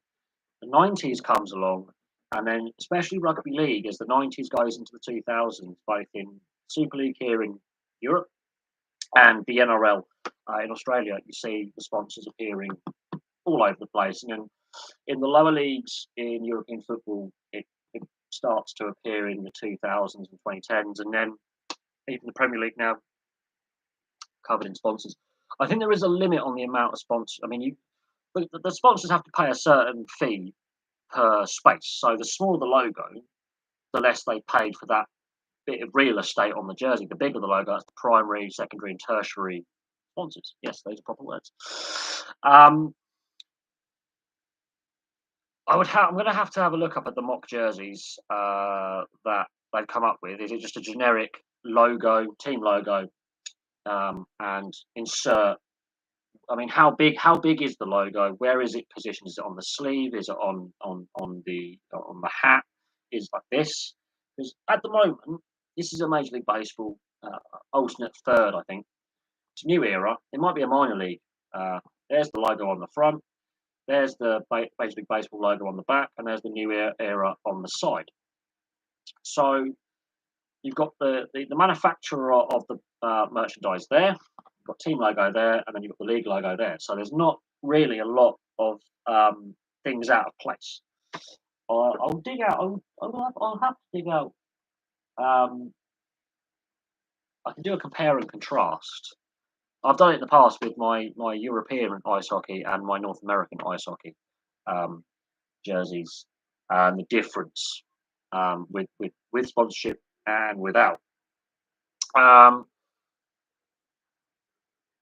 uh, and so there is that, um, and it is very striking, very very striking. But as I say, as European fans, we've been used to sponsorship for years. It's just the amount of it now. I think it's a little bit much, especially in European ice hockey. It's literally the whole kit is basically a walking billboard, um, and the ice surface is a walking billboard as well, which is really off. I think a little bit off-putting. I'm surprised the NFL haven't put sponsorship down on the field, on the playing surface like they have done in rugby union and rugby league. I'm surprised they haven't put big sponsor logos all over the playing surface. I know the NHL have had on ice sponsors in the centre ice circle for several years now, for a couple of decades. Um, but I am surprised how it is. If they decide to ban betting, the calls are growing to ban sports betting on sports leagues and teams, apart from horse racing and greyhound racing, because they're so reliant on the gambling revenue. Otherwise, those sports cease to exist pretty much overnight. 70% of their revenues actually come from sports betting. That's the problem that horse race. I mean, I only got the animal rights activists who only appear once a year when it comes to the Grand National and the Cheltenham Gold Cup, and then they appear maybe once in the flat season for Royal Ascot, and they disappear for 11 months of the year, and then they come back out of the woodwork for 3 horse race meetings a year to go, no, we don't like this, and they disappear again because they're champagne socialists. But horse racing, 70% of the revenues of horse racing comes from gambling firms sponsoring, and the revenue generated and government agreements with tax and funding. You take that away from horse racing, you killed horse racing overnight and put a lot of support industries out of work, in especially rural communities as well, like Newmarket, like Lambourne. Um, they're 2 big horse racing locations where that industry has a direct impact on the local economy. So the village of Lambourne and the Lambourne Valley, which is not too far from me in where I live in west of London, and Newmarket up in the east of England, if you were to take away the horse race industry from those 2 locations, unemployment would skyrocket, and economically, you've just destroyed the local economy overnight. There are too many support industries related to horse racing, especially at Newmarket and in Lambourne. In England that I know of, there are other places, especially in the West Country, the Welsh border region, and areas around Scotland and Yorkshire as well, that would be decimated overnight, just destroyed overnight. And especially with rural economies, that would be absolutely devastating, devastating. And the British Horse Racing Authority is based in Newmarket, so the governance of the sport in this country is based in Newmarket, in Suffolk. And yeah, the industry is heavily, the local economy is so heavily reliant on that one sport that to remove sports gambling sponsorship from that sport would decimate the sport and decimate jobs, and that would be just a death knell. So it's a Padres jersey with the Motorola logo on the sleeve. It doesn't look bad, just doesn't look right. You get used to it. Look, if Motorola is the primary sponsor of the team, they're going to want to have the primary space that is allocated by the MLB rules. Now, the MLB, again, is behind the curve on this one because the other major leagues have already been doing it. And we've been in discussions about doing it. The NBA and NHL have been doing it anyway, and the NFL, I honestly believe, I think will has definitely been thinking about it for quite some time and doing research into it and fan feedback. And Major League Baseball, again, out of the major 4, is the last to pick it up. And they're the last to take Major League games to Europe. Still haven't got a salary cap. And, and they're the most recently to have a lockout and labour unrest and avoid that labour unrest. So Major League Baseball just shoots itself in the foot constantly. And Manfred, oh God, and the owners, it's just a mess. The whole thing is a mess. I'll have to have a look at the mock up MLB jersey with sponsors. I'm going to have a look and see how I feel about it. I'd probably be like, that doesn't look too bad. But again, a European eye looking at a jersey compared to a North American eye looking at a jersey with sponsorship is going to be two different things.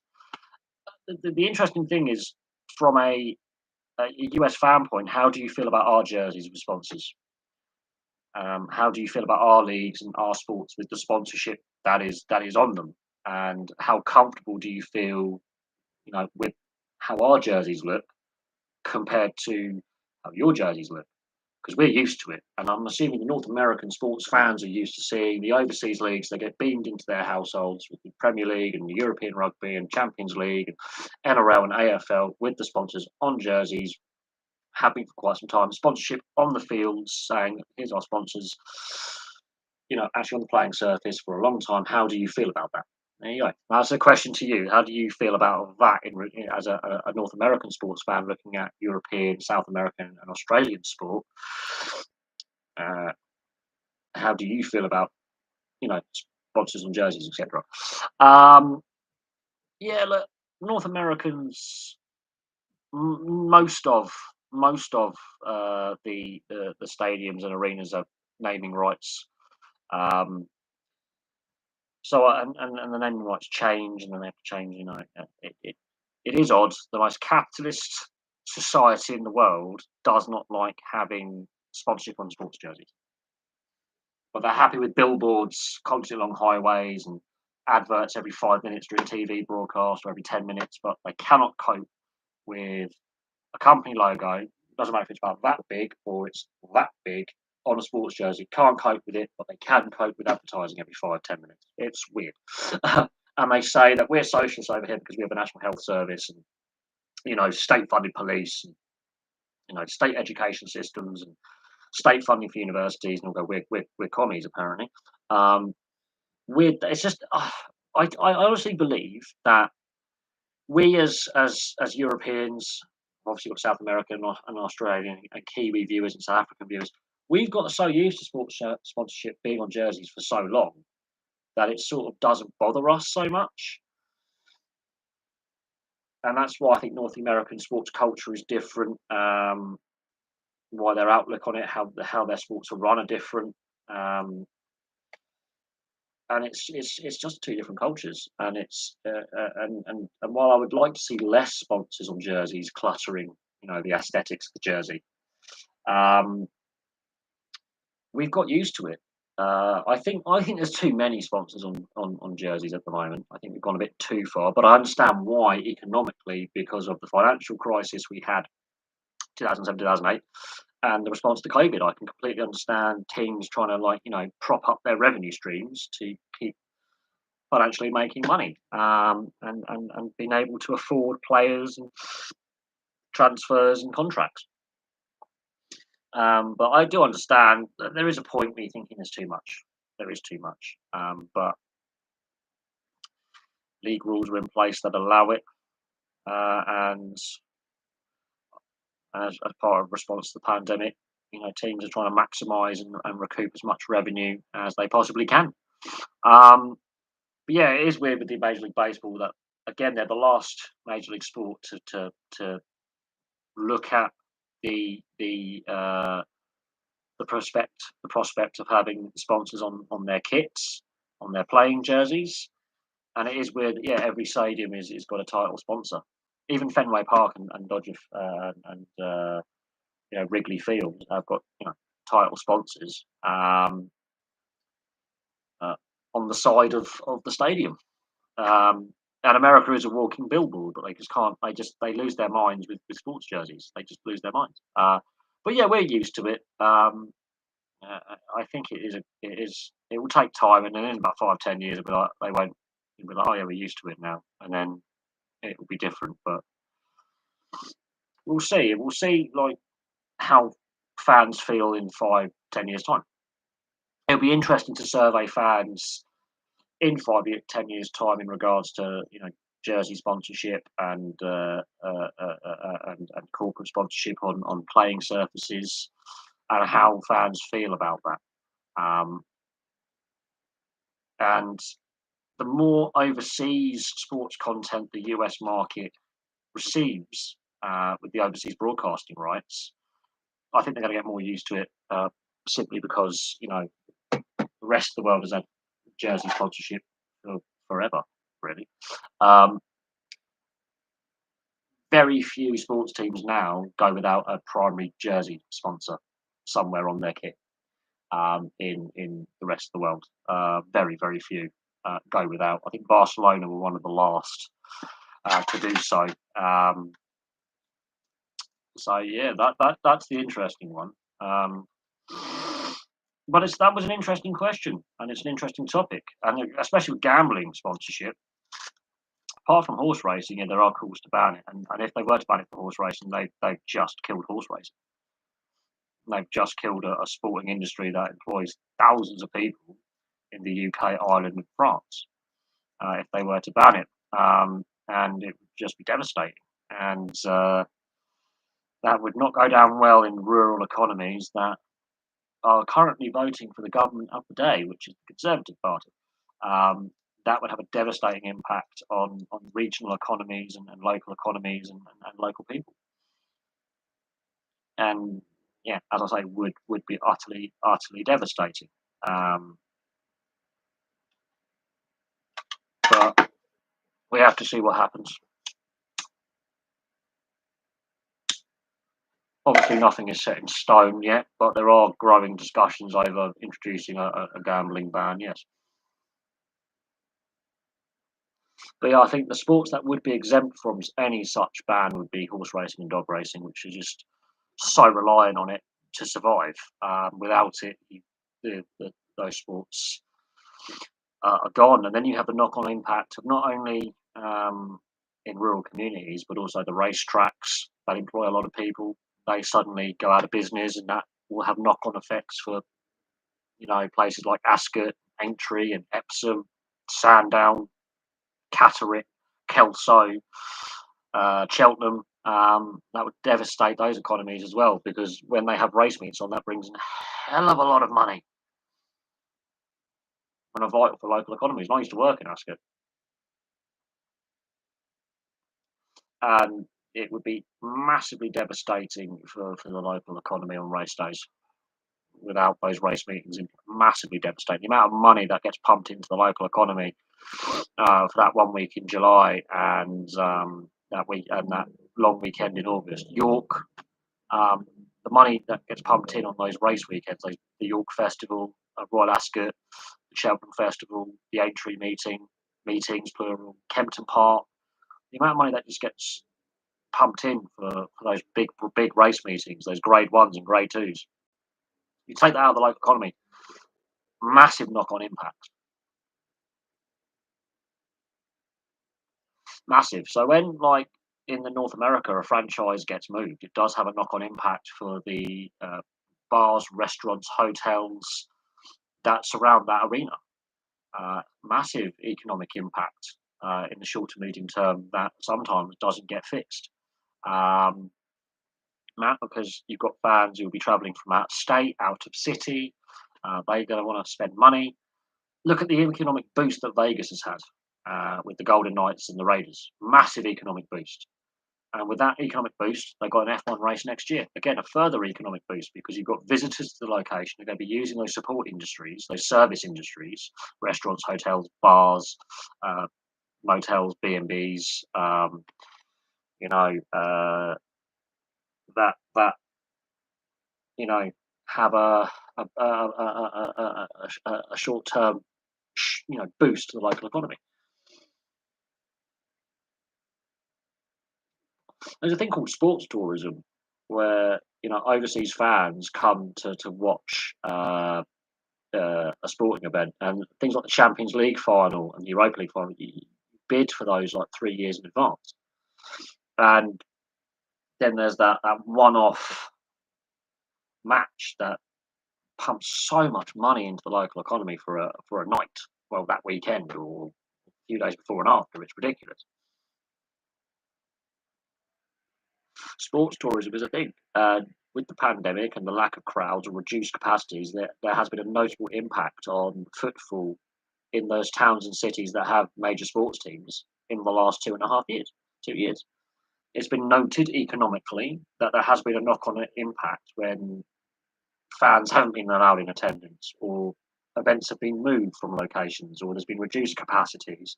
The knock-on economic impact has been felt in those locations.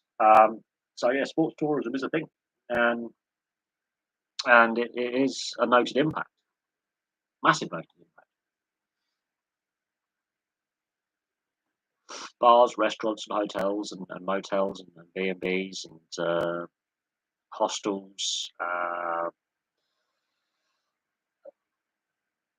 It's not just the club finances, whether they have a team shop or concession stands within the arena or the stadium. It's the pubs and restaurants and hotels, and other and shops and takeaways, and you name it, in the thoroughfares and surrounding the arena or the stadium that also get impacted. So I can't remember how much Wimbledon brings into the southwest of London. Massive, massive economic boost for the location. And the economic benefits of the Rugby League World Cup, the Commonwealth Games in a couple of months' time in Birmingham, there's going to be a massive amount of a short-term boost to the local economy, where that money that's made gets pumped back in to local services and local industry through investment and obviously tax revenue. It it is a noticeable impact, and so yeah, that's another thing we could look at, uh, uh, uh, with a bit of research. I do know that Manchester United, during the height of the pandemic, were losing 9 million per day when they were playing games without fans in attendance. And this was a club that said we don't need fans in attendance to make money. Um, Apparently they did. So those big clubs were losing 9, 10 million per day in lost revenue. Imagine that knock-on impact for the local economy surrounding the stadiums, the bars, the restaurants, the pubs, the hotels. Um, the those fans travelling up, so service stations, you know, uh, lay-by cafes, the away fans who travel, the railways, the transport economy, you know, taxi firms, bus firms, Ubers, losing massive amounts of revenue during the COVID pandemic. Um, so yeah, when attendances are lower at clubs, when fans stay away, again has a knock-on impact for match day revenue in the surrounding economy, let alone in the club itself. So the economic impact of uh, the pandemic is still being felt, and now with the rise of cost of living, ticket prices and merchandise prices are going to come more under the spotlight than they were before 2020. There was already a lot of pressure on capping ticket prices. That's been brought in for league games, not the FA Cup, not the League Cup, not the Champions League, but there's a cap on league ticket prices for away games. Not for home games though. So if you're the home team, there's no cap on ticket prices. They can just set the bar. But for away fans, there is a cap on ticket prices. Um, that's going to come into sharp focus. Is the price of ticketing and the price of concessions. You know the menu came out, was circulating on social media to do with the Grand National Week and the bar prices, and they got hammered for that. And then you've got the British Touring Cars tomorrow at Donington. That's going to be interesting to see how much it costs for a ticket there, and a weekend ticket we can camp out for 2 days for qualifying today and the racing today and the racing tomorrow. Then you've got the F1 at Silverstone, and then you've got the superbikes, the TCR series and the GT series, and the motorsport events. We can get a weekend camping ticket. The ticket price is always going to be a big talking point. The concession stands, so merchandise and food and drink, they always get heavily criticised when they're really marked up massively. But then again, at a football or a rugby stadium, they're not used every weekend. They're used alternate weekends, for example. They're not open every day. So it's a big one. Sports merchandise, the price of a replica kit is just extortionate. Um, and that's why fakes are so prevalent when it comes to knockoffs. And you can definitely tell the real cheap knockoffs from the really good knockoffs as well. Really good knockoffs are really hard to distinguish from authentic reproductions and licensed merchandise. Real cheap knockoffs are really hard to tell apart from the authentic um, shirt replicas. The price of club merchandise has been heavily questioned. And I look at the NHL website and the prices for some of the new Adidas jerseys, ridiculous. And there was a limited run on the retro jerseys as well, and some of them sold out pretty quick, and others didn't sell well at all. So they can get some good discounted jerseys if you look in the right places and clearance sales. But again, the prices for jerseys and other merchandise is ridiculous, absolutely ridiculous. Some of them. But again, it's a discussion point. They're over there. But yeah, so the related merchandise sales.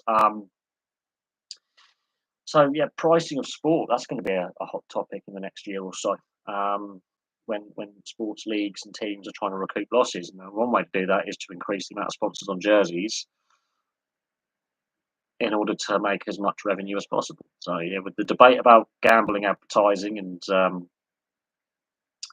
on betting advertising on TV and in stadium and on jerseys, that will have a knock-on economic impact, because those teams that are sponsored and those leagues that are sponsored by the gambling companies are going to have to try and find new sponsorship arrangements with sponsors that are equal to or more than in value over the gambling industry. And the gambling industry is one of the few industries that's made money and made a profit during the pandemic, whereas car manufacturers have lost money and made less revenue.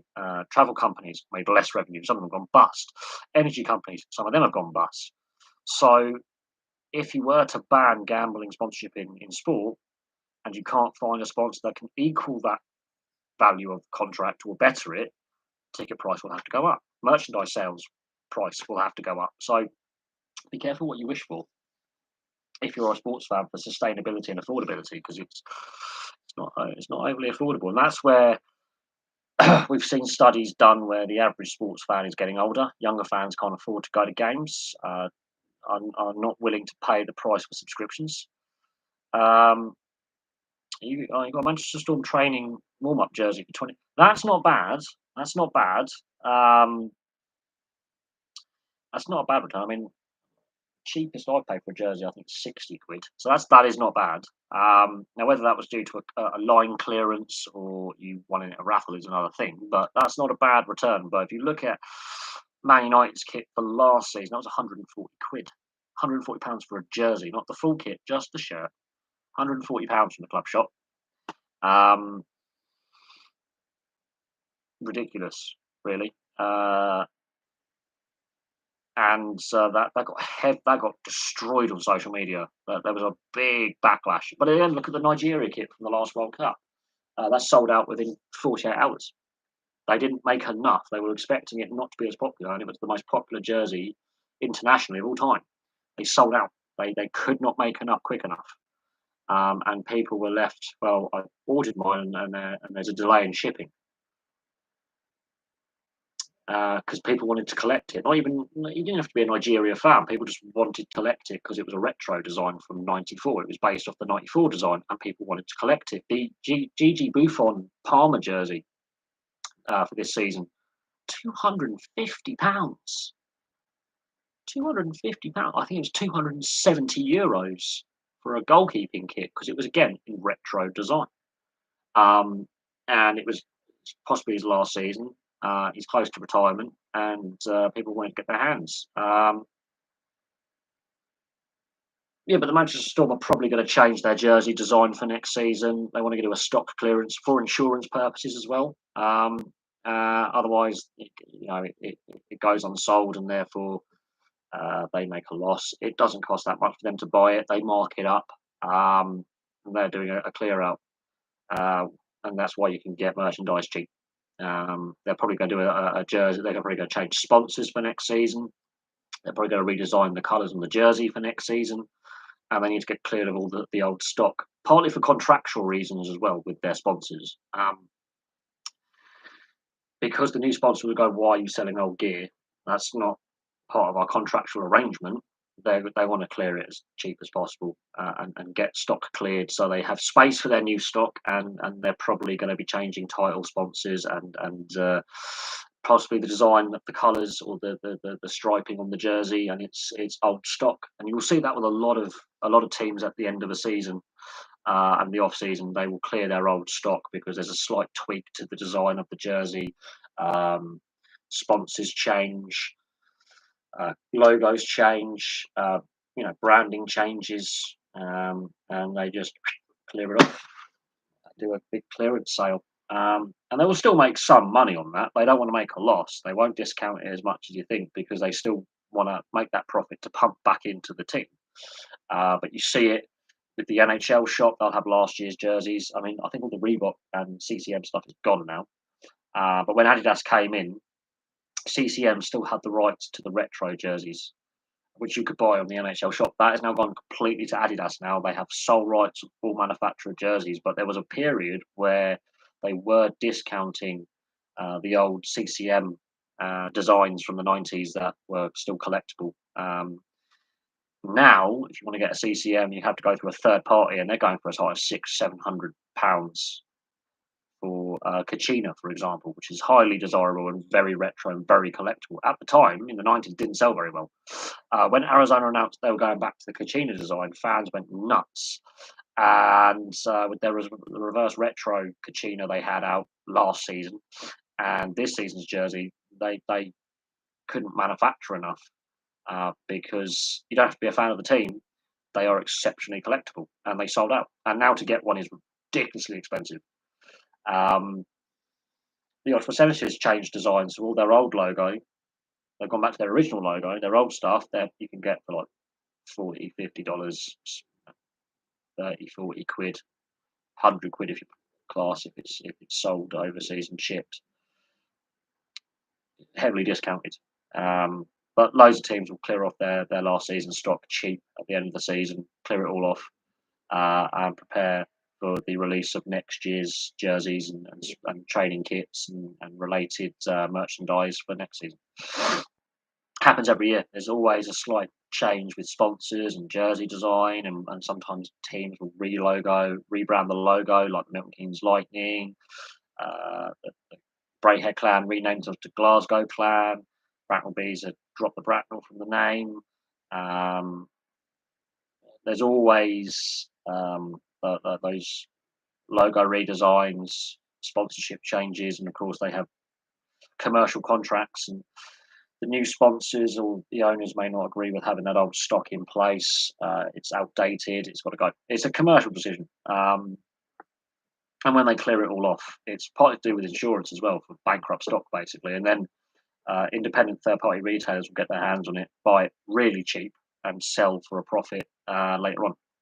So you'll see eBay sellers, for example, and Gumtree sellers will buy a load dirt cheap in bulk if the team fail to sell it in a timely manner, and they'll end up on eBay and Gumtree and other resale sites where you can be a third-party seller, and it's all legal because now it is no longer classed as current apparel for the team. So therefore, you can't get done for selling it third party whilst it's still active. They'll just sell it in the offices and go just buy some stuff, and that's how they make money. There's a lot of people who make money that way out of bankrupt stock and old stock when it comes to clothing.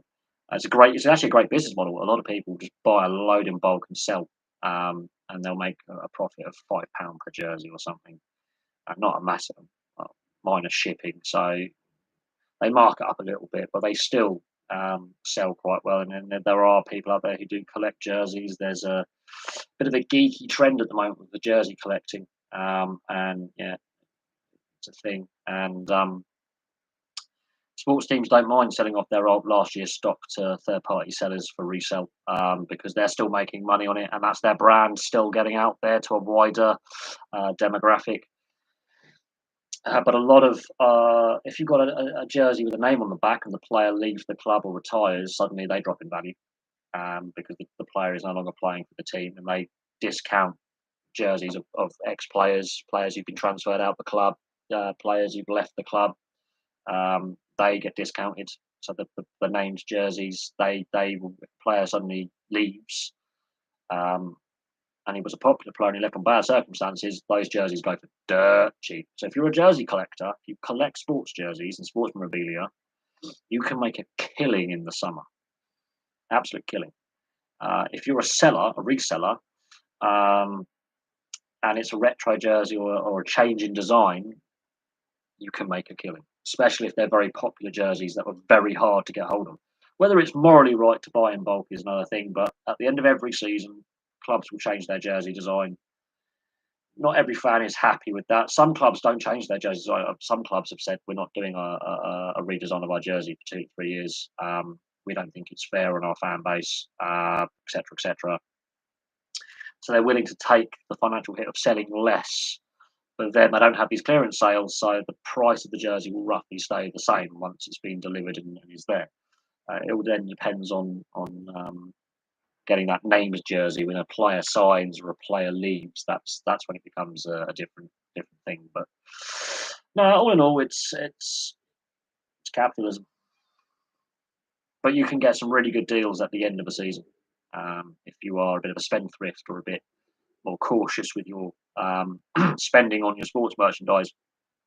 You can pick up some good deals at this time of year. Um, and if you are a Wigan Warriors fan, Zach Hardacre has now left the club, so any Zach Hardacre merchandise is probably going to be flogged dirt cheap or given away for free because he's not the most popular player. But there we go. But yeah, I'm going to leave that there. Thank you very much for all your questions and watching. I really appreciate it. Big thank you from me, and I'll have some more videos for you very, very soon.